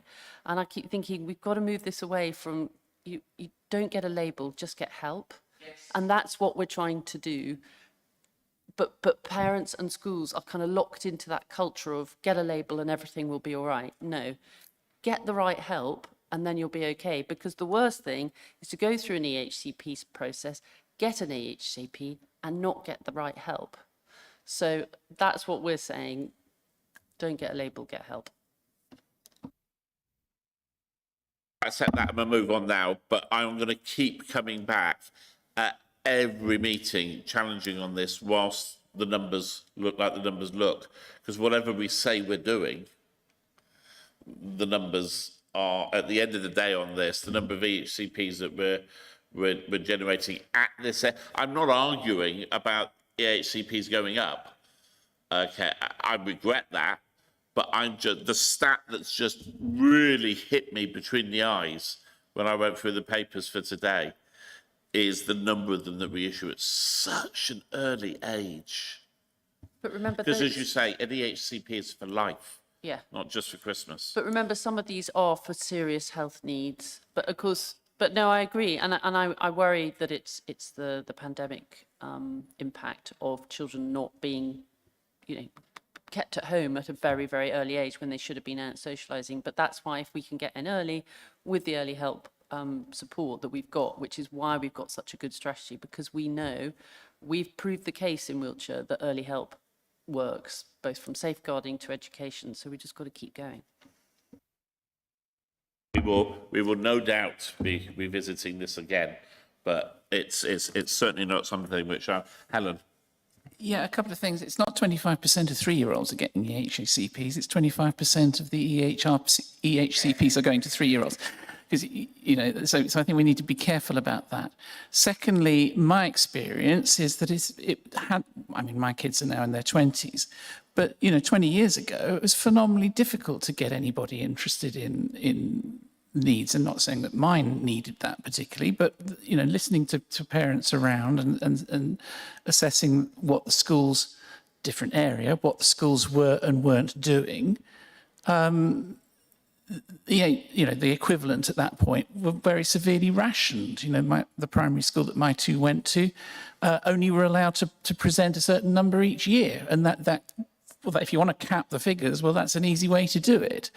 I think that we're in danger of launching into a very political discussion here about whether the need is actually a proper need. If the professionals are saying there is a need, we might be able to question the edges, but unless we're equally professionally competent and qualified, I think it's dangerous to say that need isn't there, it's not real. And I know this is an increasingly pervasive discussion throughout the national media, where there's now discussions about over-medicalising things, and that again doesn't appear to me to come from a very good place. I don't think anybody is saying that there isn't need, Helen. Okay, what a lot of people are saying, and in this, when Laura Pryor said we're in violent danger of agreeing, and the words that Laura said, it's about the right help for the right need. And the problem with EHCPs is there are one fixed pony, or whatever the terminology is, rather than actually a targeted support for a targeted need. And my concern is that a young person, rather than receiving the support they need for the particular challenge that they have, and that's why I talk about identification of challenge, okay, rather than receiving the right support they need for the challenge they have, they get a catch or label attached to them that says they are SEND, and that and therefore assumptions are made about what that need is, rather than actually the need being the one that is identified. And my concern, by putting that label on a child when they're 3 years old, is that along with EHCP, all sorts of other things sit inside that pot, and assumptions will be made for the remainder of that young person's life about what their needs are without them being properly analysed.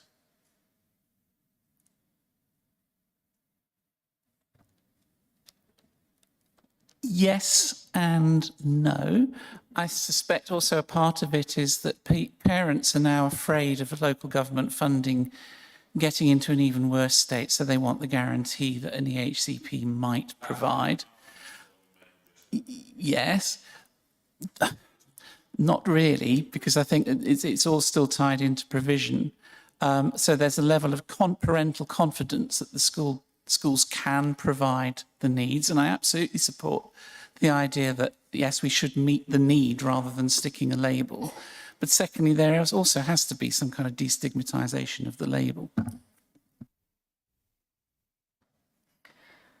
I'm wary about stepping into this conversation. If my child hadn't had an EHCP aged 2.5 with autism, and the earlier the intervention, absolutely critically, the earlier the intervention, is the only way to achieve a better outcome, then goodness only knows where I'd be, but I certainly wouldn't be sitting here. But I think the point I would like to make is we all recognise that we're in a changing environment here. So you don't have to go back very far where the only way to get what the child needed was through an EHCP, hence the drive and the push for the EHCP. What Wiltshire is trying to do is introduce different mechanisms of getting the help so that the drive for the EHCP is massively reduced. We're on that journey. Until that is evidenced and parents have confidence that they can get the right support for their child, and teachers and so forth also equally confident that they can get it, the costs covered, and et cetera, the drive for EHCPs will remain. So I think for me, it's just that we're in a journey, but please do not dismiss EHCPs where appropriate for very, very young children, because they can be absolutely critical and crucial. And I couldn't agree with you more, but don't likewise put them on every child but we've done the argument to death, and I think we should move on to the next topic. But with regards to the early, it was the early children's strategy, wasn't it? Yes. Can I suggest that we do look to receive an annual update on the progress of the action plan of the strategy and how it's going through? Do you have a natural mechanism by which you're doing that internally anyway? We would probably do it through POB, SMT and MPOB, so we can bring So it that if way. we can tie in it coming to us with when it's going to that, just so we're not producing additional workloads for you guys in terms of writing reports for us and all the rest of it. Okay. So item 9 on the agenda is the Safeguarding Vulnerable People Partnership Annual Report. Now, we're time restricted today, and actually this didn't come to us until late anyway as a supplement. What I propose that we do is that we ask the Standing Task Group to consider the annual report and to report their findings at the meeting in January, as we've done before with corporate parenting, etc. So if we're all happy with that, then the report is there that everybody can look at, and Julie will make sure that all members of the committee are aware of when the Standing Task Group is meeting to look at it, and you're, of course, all welcome to come along to those conversations should you wish to do so. Item 10, Family and Children's Services Roadmap 2024 to 2026. So the roadmap provides a strategic overview and sets out 9 priorities for the Family and Children's Services. And we have Gary Norton-Sanders, Service Manager Service Manager Quality Outcomes for Children and Families. Shouldn't cut you short there. Here to talk us through this. So, Gary. Brilliant, thank you. So I guess the ambition of the roadmap, beyond outstanding our journey forward, is to build on the success of our Ofsted judgment in recognising the outstanding provision, but recognising we still have work to do for our children in Wiltshire.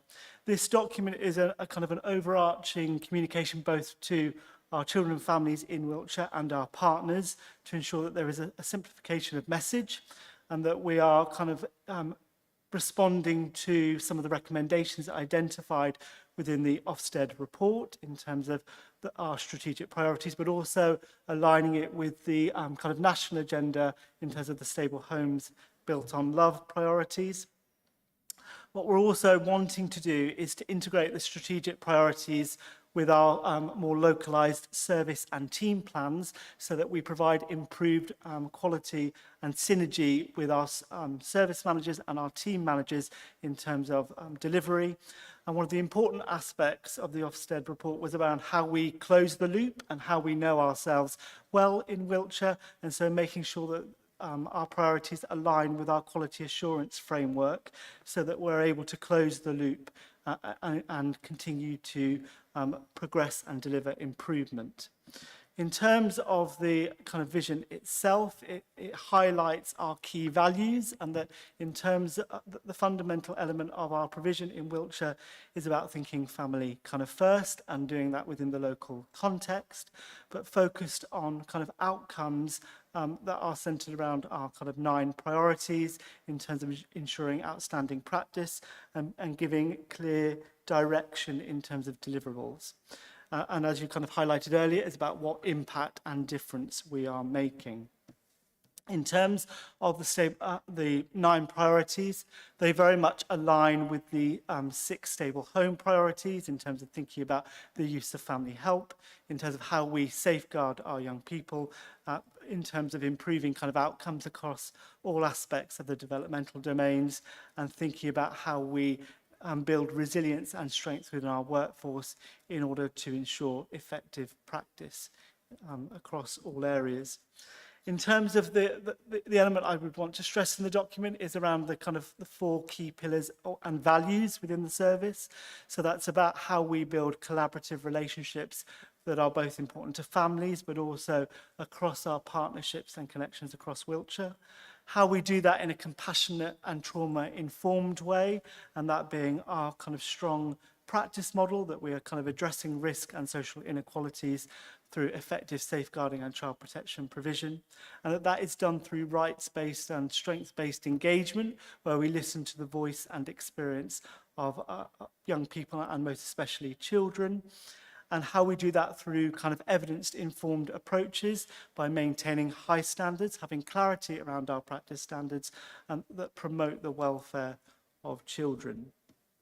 In terms of kind of outcomes, that they kind of might seem very simple, but they are aspirational about ensuring that our children are safe, that they achieve in all areas of their learning and development, that they have healthy lives, are happy and connected within their communities, and that they're able to make a contribution to the services that are placed to support them.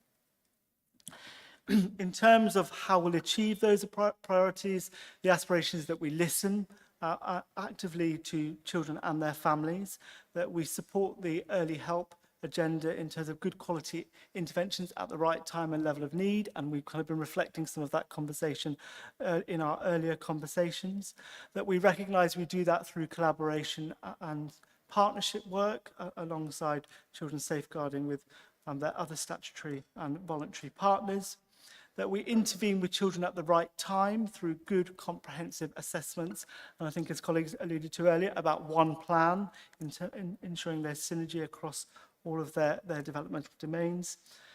That our primary focus is the best place for children to be is within their birth family or within their connected relationships, but that when children do need to come into our care, that we are able to offer the right type of care with sufficiency, and that we respect and celebrate the difference and diversity of our young people through those commissioning arrangements, and that we ensure that our frontline staff are trained and supported in order to deliver good quality social work, and we do this by a clear quality assurance framework that monitors performance, that seeks kind of continual feedback in terms of closing the loop and in terms of good training, support and delivery, and that the voices and experience of children enable us to co-construct and learn in terms of the development of our services moving forward. In terms of the way we'll know we make a difference is thinking about kind of stability in the number of children we have in our care, thinking about that the right children are getting the right provision and are safeguarded appropriately, that we have kind of stability in terms of understanding our level of need, that we have kind of timely access to effective health and education support, and that we have thinking about our children are safe within their wider community, thinking about elements of contextual harm and risk, and that young people are making a valid contribution within their communities. So in terms of kind of what next, this document is a kind of an overarching document that underneath that will sit the individual service and team plans alongside our revised quality assurance framework in order to provide clarity and direction to build on the success following the Ofsted report last year. So that's kind of my overview to members.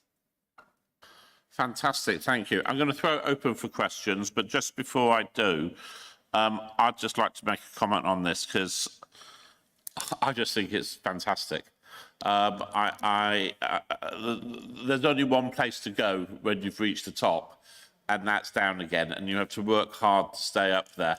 And I think this is a really proactive and ambitious plan that's laid out. But what I really like about it is it's just so clear. The only comment I would make on it in terms of a potential improvement, and it would be interesting to see what colleagues say as we go around questions. But the only thing I would say on it is that your section where you say how we know we've made a difference is the bit that I don't think can afford to be quite so flannelly. And to say fewer, for instance, fewer children are involved in crime, fewer than what, from when, measured by, and I think that, and they don't have to be there on day one. I understand we need to develop, but to develop a data set that sits alongside this so that we can actually look at it and to look at whether this document and these both soft and hard targets that there are within it can be incorporated into any self-assessment process that we have for departments in the year, because I think it would be fantastic if heads of service and directors were actually having to look at each of these priorities that we've set out and how we're going to achieve these priorities and score their services against them. And be able to say, what have we done to drive towards this and to lead before that? So that's just an observation on my part. I don't normally come in first on it, but I feel quite strongly on that one. So I'll say that. I don't know if you want to respond, and then I think you make a really helpful reflection, because I think there was a tension within the leadership just about thinking about this wanting to be a front-facing document that is accessible to our partners and to families. But what I'd want to reassure members is that the service plans that sit beneath that and answer to the 9 priorities are aligned to our data sets and our key performance indicators that are set very explicitly within our POBs and our POGs. So really it was just more about how we communicate that out. But I will take that feedback to the SMT colleagues, thinking about how we kind of bridge that gap, that we give enough clarity to our partners and to families without kind of becoming too data heavy in that communication. So thank you for the observation. How, if you come back in here in 12 months and say, here's how we've performed against what we said we were going to do, how would you demonstrate that to us as a committee beyond being able to, because if you came in here and said there are fewer this or more that, and that was the extent of what you reported, then you wouldn't get this sort of response. But we're data-driven, we're evidence-led, so it's how you can evidence that impact. But beyond that, Adrian. Thank you, John. I must concur with everything you've just said. I'm here on occasions standing in, and every time I come, I'm very impressed by the team of people here in this committee that question and have such great knowledge on the needs of our children and the education of them. I also respect Laura Mays and the work she does to make this happen, and in particular, the officers that we've got here and the results that they've got, and the results that you've achieved in this particular area reflects on everything I've seen when I've come to this committee, and I'd like to say I'm very impressed. I do have 2 questions though, and that's mainly about care leavers. And this is an area that I have a passion about, so I apologise if it's out of the field. Do we have sufficient housing needs for our care leavers? I'm conscious that we do have quite a large number of 1- and 2-bedroom properties being developed. Do we, though, utilise that, and do we ever have any issues with that, especially when it comes to geography? Because if you've got care leavers in rural areas, that can be a very big challenge. Secondly, about the education of the care leavers, because there are, as John quite rightly says, there's no data in here. How does the further education beyond school compare for care leavers as they do for the national population? And if there's a difference, what are we doing to assist these people, and how are we going to try and achieve and improve the standard there? I think, Adrian, I'll invite a response to that, but I'm not sure those questions are directly related to the report in front of us, which is really about the ongoing But what I would say is that they're very good questions. So what we can't answer immediately in the chamber now, I'll ask officers to organise a written answer to you that can come out with the minutes, so that you do get a full answer to what you're asking. But I think a full answer now, without prior warning of that question, would be an ambitious ask of those who are present, because it's not necessarily their forte. Very fair and very understanding. Just to respond to the education aspect in relation to care leavers, thank you for that question. From latest published figures, Wiltshire Council care leavers in education, employment or training are significantly above national average by over 10 percentage points. So there's that to reference. Equally, the virtual school supports those young people that are care leavers in post-16 education, further education, and equally through the higher education bursary. We currently have 27 young people that are accessing in receipt of the higher education bursary that are accessing higher education that are care leavers. So I don't think that necessarily covers the accommodation aspect of your question, but if you we'll get a written response to anything that's not there, and then, yeah.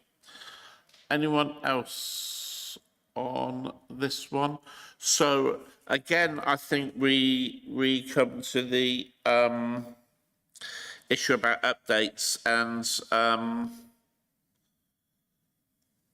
it's how often you're going to be looking at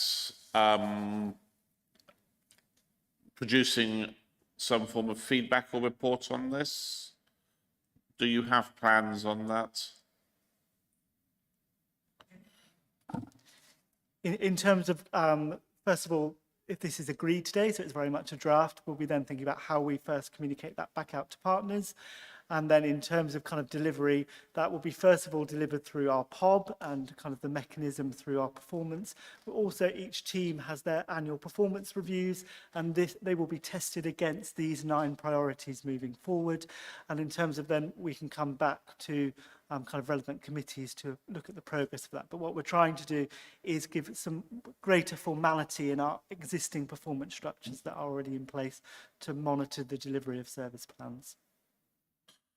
Okay, but you've put together here a really impressive document, which you've sort of said, you know, beyond outstanding, our roadmap on how we're going to I suppose maintain where we are and continue the improvement.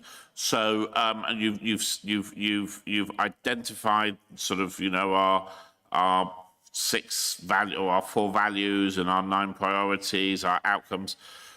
We're measuring against those.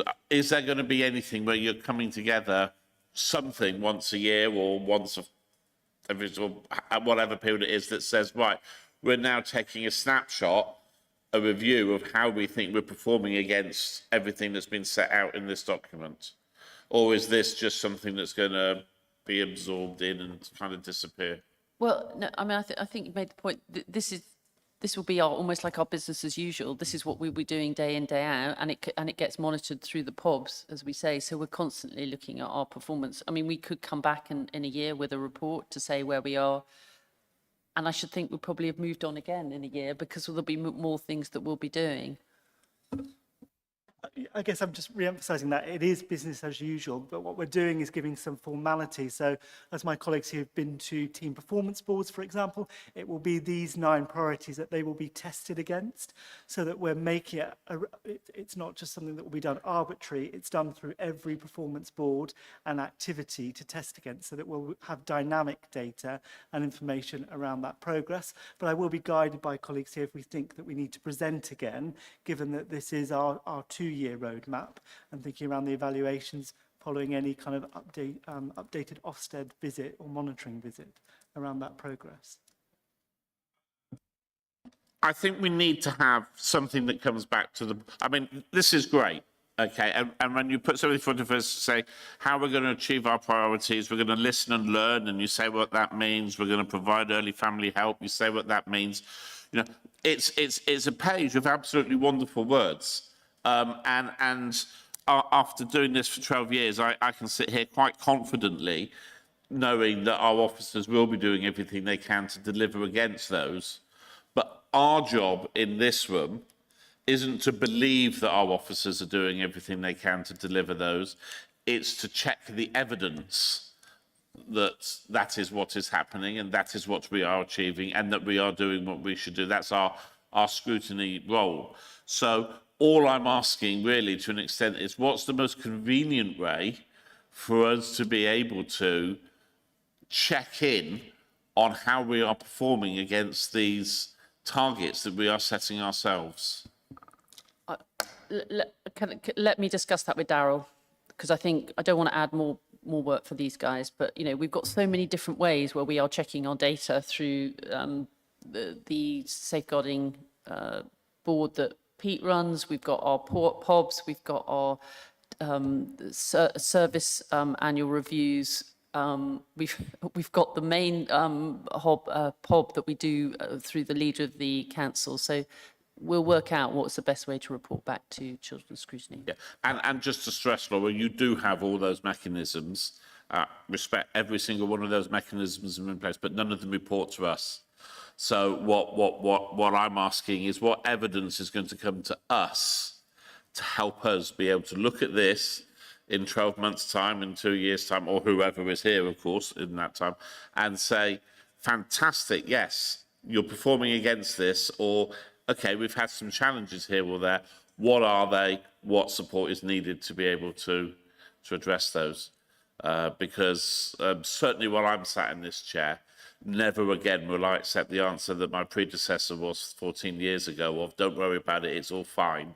You don't need to know about that, everything's good. Because we know what happened from that. I just wondered if it would be helpful, because one document has been shared with you, whether it would be helpful as a supplementary document to see the quality assurance framework. So some of these places that Laura is making mention to, so that members here have got that kind of clarity about where those various checks and balances are, would be helpful, because this document sits as the overarching document for our quality assurance framework and our service plans. I don't know whether that would be helpful for members to see that as part of that, to offer that some of that reassurance and explanation around what's kind of been kind of referenced today. Yeah, I'm content that you guys can go away and say, right, we can look at this and find the best way. I'm also aware, of course, that with Dynamics that we're using now, so much of this stuff is all stored in big databases, and we can pull out key details from those and put them into dashboards and stuff. It might be relatively simple to pull something together, pulling relevant key stats from various places. So I'm quite happy, Laura, if you want to take that away and then come back with a proposal. But I do think it important, I don't know if the committee agrees, that we get something that comes back and tells us, are we actually achieving what we said we're going to be doing here? Because if we don't measure ourselves against it, it goes from being a fantastic thing to another dusty bit of paper on a shelf that's not actually. Anyone else? Anything else? No, Max, you're leaning over me. The room is actually booked. We can push to pop towards parts with it. They've got someone else coming. Okay, well, we're not far off then anyway, are we? So, regular updates then. So, oh, sorry, executive update to the Youth Provision and Area Board Funding Task Group. Well, I understood that there was no report to this coming to this meeting now anyway. This has been pushed back. We've got a written report of things, but they didn't want to talk to us until the new year. This is we put you in an interim update, but yeah, the main report will come in January if you're okay with that. But we weren't given a choice. Did anyone have any questions on the interim update, Bridget? Thank you. Yes, recommendation 4. When it says the updated position is the current wording of the area board grant criteria, blah, blah, blah, has been proposed that will reflect that youth projects are not required to be new as long as they can demonstrate that they are working towards sustainability. And I still have an issue with this, because some of the grants that we give to our local youth charity, particularly for the leisure credits activities that they undertake, how can they ever demonstrate that they're working towards sustainability? I mean, Jackie accesses whatever funding she can get from anywhere else, but it doesn't support the leisure credit scheme, which is a fantastic opportunity for young people who go out. It helps them develop their work ethic. They do good work in our local communities, repairing footpaths and what have you. It's not really, I don't see how they can demonstrate sustainability.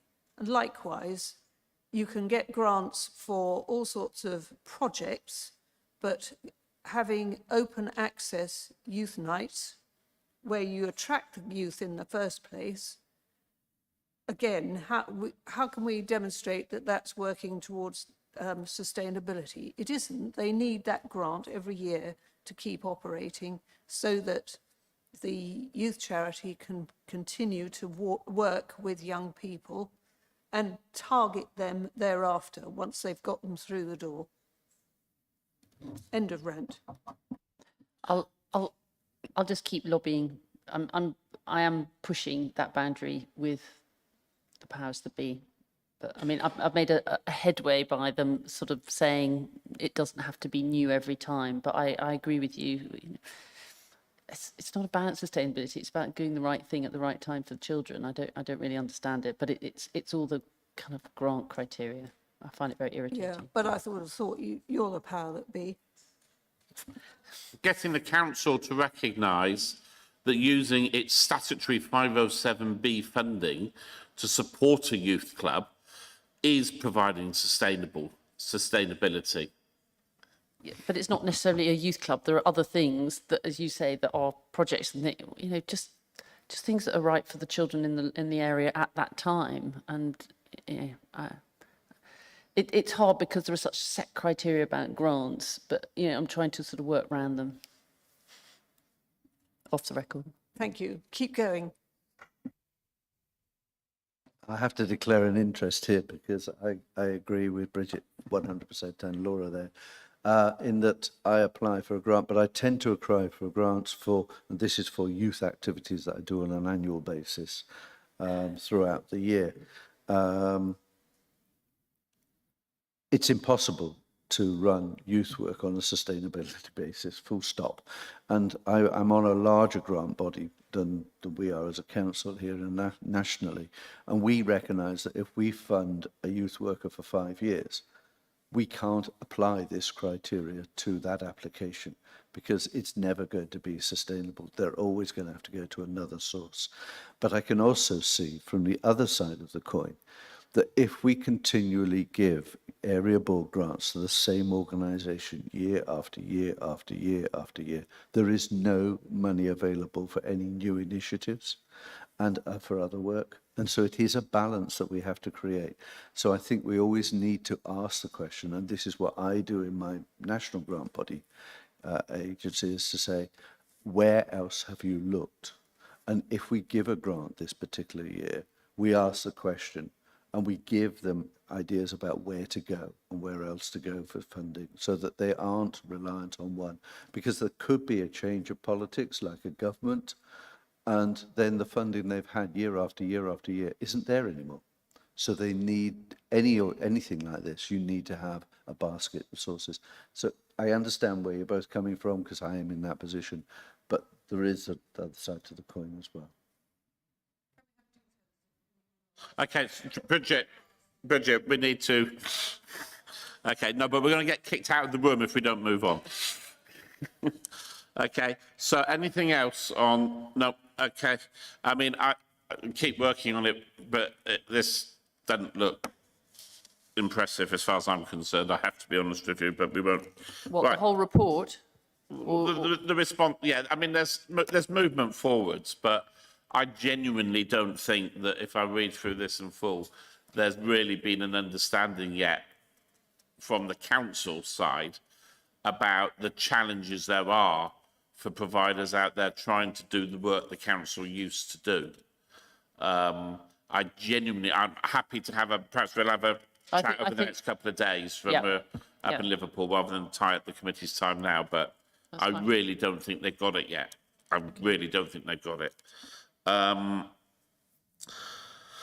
Okay then, so into our regular updates. Wiltshire Youth Representative, we've got a report there. Anybody got anything? Nope. Okay. Ofsted. Joe. Yeah, sorry, put my hand up and I thought about time. Again, I was just going to say it's a brilliant report, but I was very pleased as well to see more in there about the identification of parents with learning disabilities and making sure their voices are heard as part of decision making and to do with the whole family and children and things. So it's just bringing out more things that I think are really important to parts of our community. So, yeah. Joe Sutton's here, so you can thank him. Oh, sorry, Joe. That's all right. No, I wasn't here to give an update. I just sort of snuck in to see if there was any kind of questions or anything that people wanted answered about the report. But yeah, obviously there for people to see. Yeah. Were there anybody wanting to ask anything of Joe? I mean, I do have to say, I've got one question, which is how long is this report written just for us? Well, I mean, the idea is that it will go towards the annual report at the end of the year. So it's how big will that report be? Well, there's so many initiatives now. There's so many different kind of work streams going on, you know, trying to get them all in. So, you know, if there was a preference of something that you wanted to look at per meeting or something like that, I'd be happy to kind of take that away and do a smaller piece. My concern is moreover how much of officer time is being spent on producing reports for us than it is about us having too much to read. And if you're writing, because we're getting reports of that size each time, I mean, that's a week or two's work to put a report like that together, I should think. And I just worry that we're using time that you should be being able to spend with young people and if there's a more efficient. Can I just make that point now and then we can take it away? Yeah, I mean, yeah, absolutely. You know, we're concerned that we don't have too much time spent writing nice reports for us, but that's taking away from the important delivery of the work that's been done. No, as a point taken, as I say, we've got quite a good structure in the team now. So, you know, I don't sit there and write that whole report and over a 2-week period. It's just evidence from the work that we're doing and collating and just a case of pulling it all together and in a singular document. So it isn't. Isn't taking up too much time at all from any one person.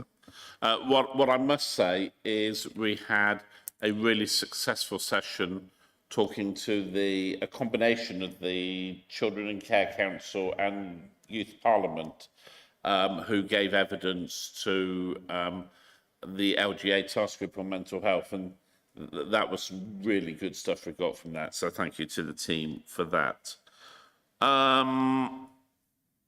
So we've got the Ofsted report. I mean, we're all going to have to learn how to read the new Ofsted categories and ways of reporting now, aren't we? So I don't think we had any with the new scheme on yet, did we? It was just the tail enders under the old scheme.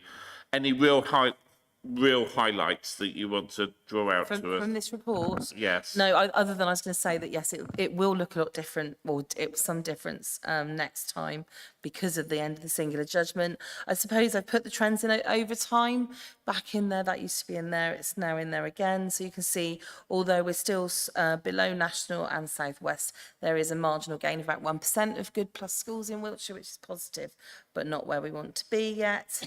But you can see that secondaries and specials are particularly around national. So I suppose if you want sort of data highlights, that would be it. And then next time it will be, let's see what that looks like.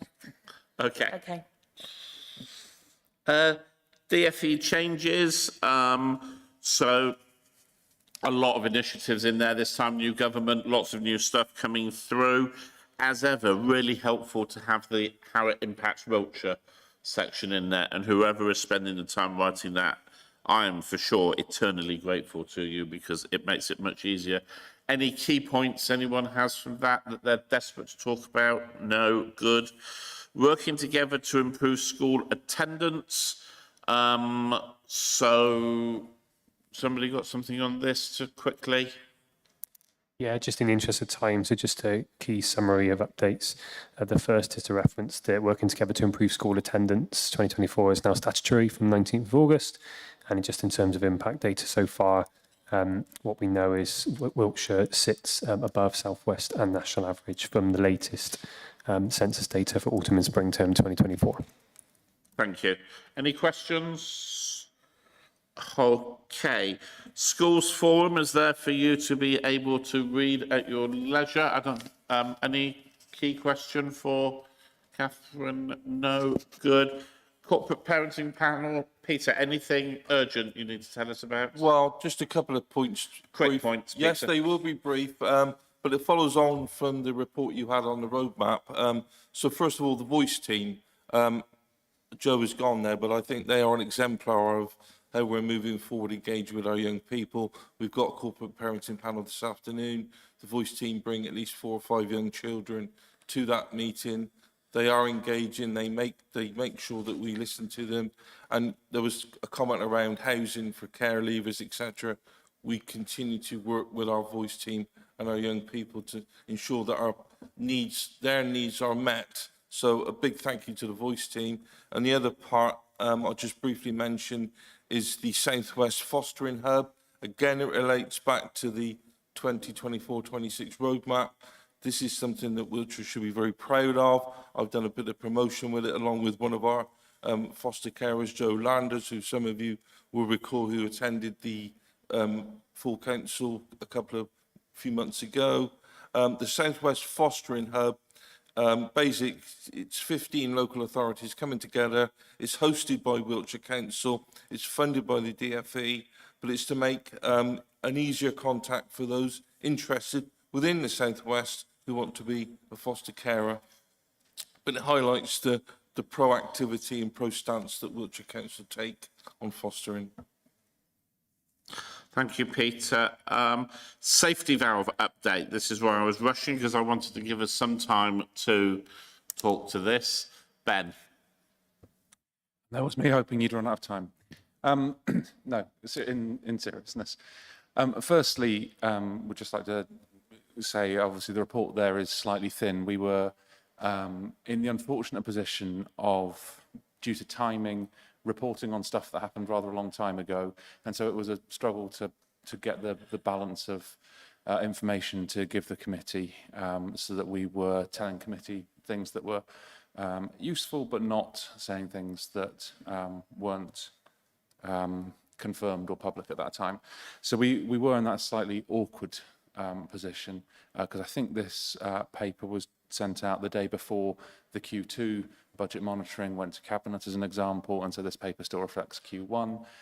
This paper reflects the August update we sent to the DFE, and I'm speaking to you the day before the November update to the DFE is going to be sent to them. So this is a slightly mistimed report, but hopefully it gives the committee some understanding of where we are. The bottom line is that the plan is still off track. Both in terms of the projected financial forecast for this year and also in terms of the EHCP numbers. The EHCP numbers are roughly 500 ahead of where we wanted them to be at this point in the plan, and there are urgent steps being taken to address that. I think rather at the start of the process, we placed a lot of faith in projects that will have an impact, a good impact, a positive impact, a large impact over the medium to long term. And we're now, given the continued growth in the number of EHCPs in our system, are taking action that will have an impact over a shorter period of time to make sure that we're giving those medium to long term projects as much chance as possible of bringing us back into a balanced position at the end of the plan. Okay, any questions for Ben? Helen. Yeah, thanks, John. Yeah, appreciate the timing issues, Ben. And we had a long discussion about 3-year-olds with EHCPs, which I don't want to revisit, but I was wondering what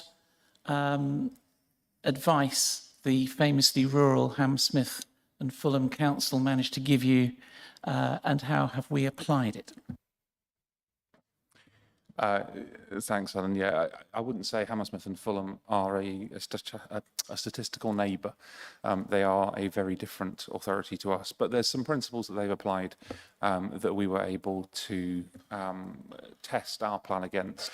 And also consider some of the steps that they found particularly helpful in getting themselves back on track. I think I mentioned I do mention in the paper they were off track at a similar point in their plan and managed to bring it back around. And part of that was about prioritising the earlier support. And we had a lot of early support projects within our plan, and we're bringing those forward, accelerating the delivery of those, and making sure that we are delivering those as quickly as we can. And that was one of the key takeaways, really, was that we can't do that stuff too quickly in order to sort this out.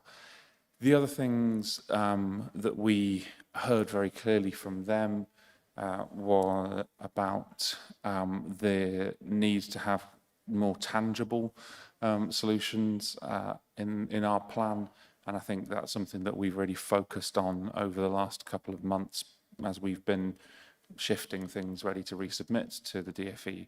Has been about having some really tangible projects that we can point to and say, this has delivered this impact against the safety valve trajectory, to make sure that we can get a better sense of whether we're on track, getting back on track or not, more quickly than we were able to otherwise. Happy? Anybody else? Anything for? I spoke to you in advance, Ben, so you were kind enough to answer most of my questions then. I'll just say that I understand why, and I'm not looking for excuses or explanation because you've adequately explained why. But I just want to disappointed we haven't got the dashboard this time, because I think the thing that really helps us understand is trends, and I hope that we'll be able to have that back for future meetings. One of the things that it will be interesting to see is what steps we're able to be taking to mitigate, because it's that really difficult one, because whenever you talk about this, so when you talk about the EHCPs, you get caught up into, oh, you're just target driven and looking at reducing. And actually nobody is target driven in terms of what we want for our young people on this, but we're all very target driven in terms of the fact that we've got a spiralling budget that we've got to get under control. So bearing in mind that we are still seeing the growths in the EHCPs, that we are, and that's just a reality that we've got to deal with.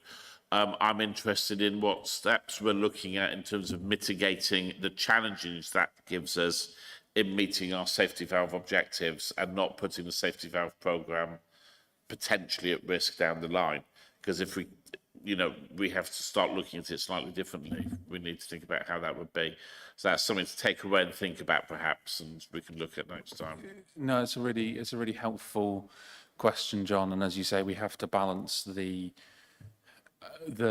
legal obligations that we have to provide the right support for children and young people with SEND and wheelchair, and nothing that we are proposing to do in our plan at any point, nothing that we have proposed to do in our plan would compromise that, because we know that that has to be the thing that we focus on, and that restricts to an extent what we can do around targets, because there's no point in setting an arbitrary target, because as soon as a child has a request put in who meets the legal thresholds, they will get a plan, because they have to have a plan, because they need to have that support. So there is something slightly there is something more challenging about getting the way we target right. What we've worked on with this revision to the plan, which I think will be helpful, and I would love to come back and talk in more detail to Children's Select about that at a point when it's been agreed. What we have started to consider more is giving ourselves an understanding of what shape our system needs to look like. And when we start to look at the SEND2 data and we look at what we're achieving on an annual basis versus what our statistical neighbours are achieving on an annual basis, there are some obvious steps that we can look at to review whether our decision making is right, and that doesn't set us a hard and fast target. But it does give us a better indication of what the shape of our system should be, so we know what we're sort of aiming for, even if we have those legal challenges around hard targets. Brilliant, thank you. And I think that in the conversation that we had earlier as a committee, targets weren't the drivers, meeting the needs of the young people were the drivers, and it's just what the best means of that are. But I can see that Laura's wanting to. No, I was just checking with Catherine when we're going to get our Ofsted inspection report, and that will be in the next 2 weeks. So it would be good for us to share that at the next Children's Select, because there's so much of this is the finance. What we're looking here is the financial side, and yet the quality of what we're doing, the outcomes that our young people are getting are very good. And I think we've got to remember that as well. But at the same time, I can assure you, John, that the scrutiny that is going on this issue, as Jo will testify, because she's on the same board, is ruthless because we have to get this right for the council and our young people. Thank you. Okay. Caroline. Sorry, could I just ask one question? Caroline, for the next meeting, can you come round so you're within eye line? Will do. The one question was, are we suffering from a high percentage of appeals? So when we are saying no at some point, is that a factor for us, particularly compared with any statistical comparisons? It's a national issue that the appeal rate, the successful appeal rate, is very high. That's reflected nationally, and Wiltshire isn't unusual in our appeal rate. Okay, directors, is there anything urgent we need to be aware of? No, Laura's already mentioned about the local area CQC Ofsted Send and AP inspection report that we published very soon. So we'll look forward to sharing that with you when we can. Excellent. Laura, anything urgent from you or your team? No. No. Perfect. Nothing from me that we. Oh, there is something from the team. One thing, very, very quickly. Members will remember that I sent round an email about the reverse job fair. It was an amazing success. This is the West team, the Wiltshire Employment Support Team. And I've just got a few statistics very, very quickly, but it was in County Hall last week and it was buzzing. And we had 8 internal employers, but also, and they represented hotel chains, the maltings, grist, libraries, all sorts of different employers that would be interested in some of the skills and talents that these young people have. We've got Chamber of Commerce have actually now taken away a list of young people with some of their information, and they're sending that around to people that they have in contact with. One volunteer role has actually been offered to one of these young people, and it's something they're definitely going to do again. So what I would say is if in your areas you know of businesses that may well be looking for this sort of type of candidate for employment, please remember them, because it was a success, and all power to West, and thanks to them for this. It was a lot of work to get it off the track, as it were. Thank you. Okay. Nothing urgent from me. Overview and scrutiny activity updates. Obviously in the agenda pack is the list of all the ongoing task groups. Can I thank everybody who's put themselves forward over the past couple of weeks to help us complete these final pieces of scrutiny that we've got left. I think I can safely say there'll be nothing else new now, can't I?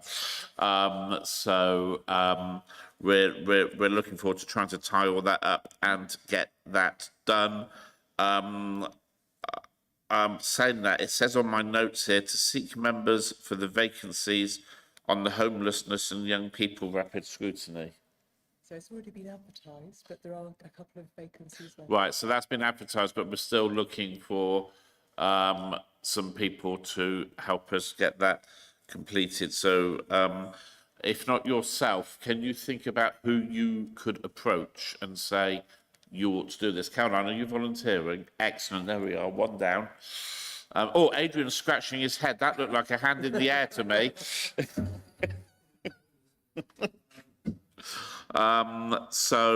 Any questions on any of the task group work that's going on?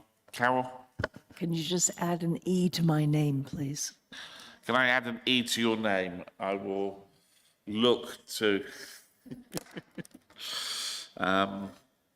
Okay, forward work programme is in the pack as ever, getting shorter and shorter as we head towards our final one, and date of the next meeting is the 15th of January. So it only falls on me to wish you all a very happy Christmas.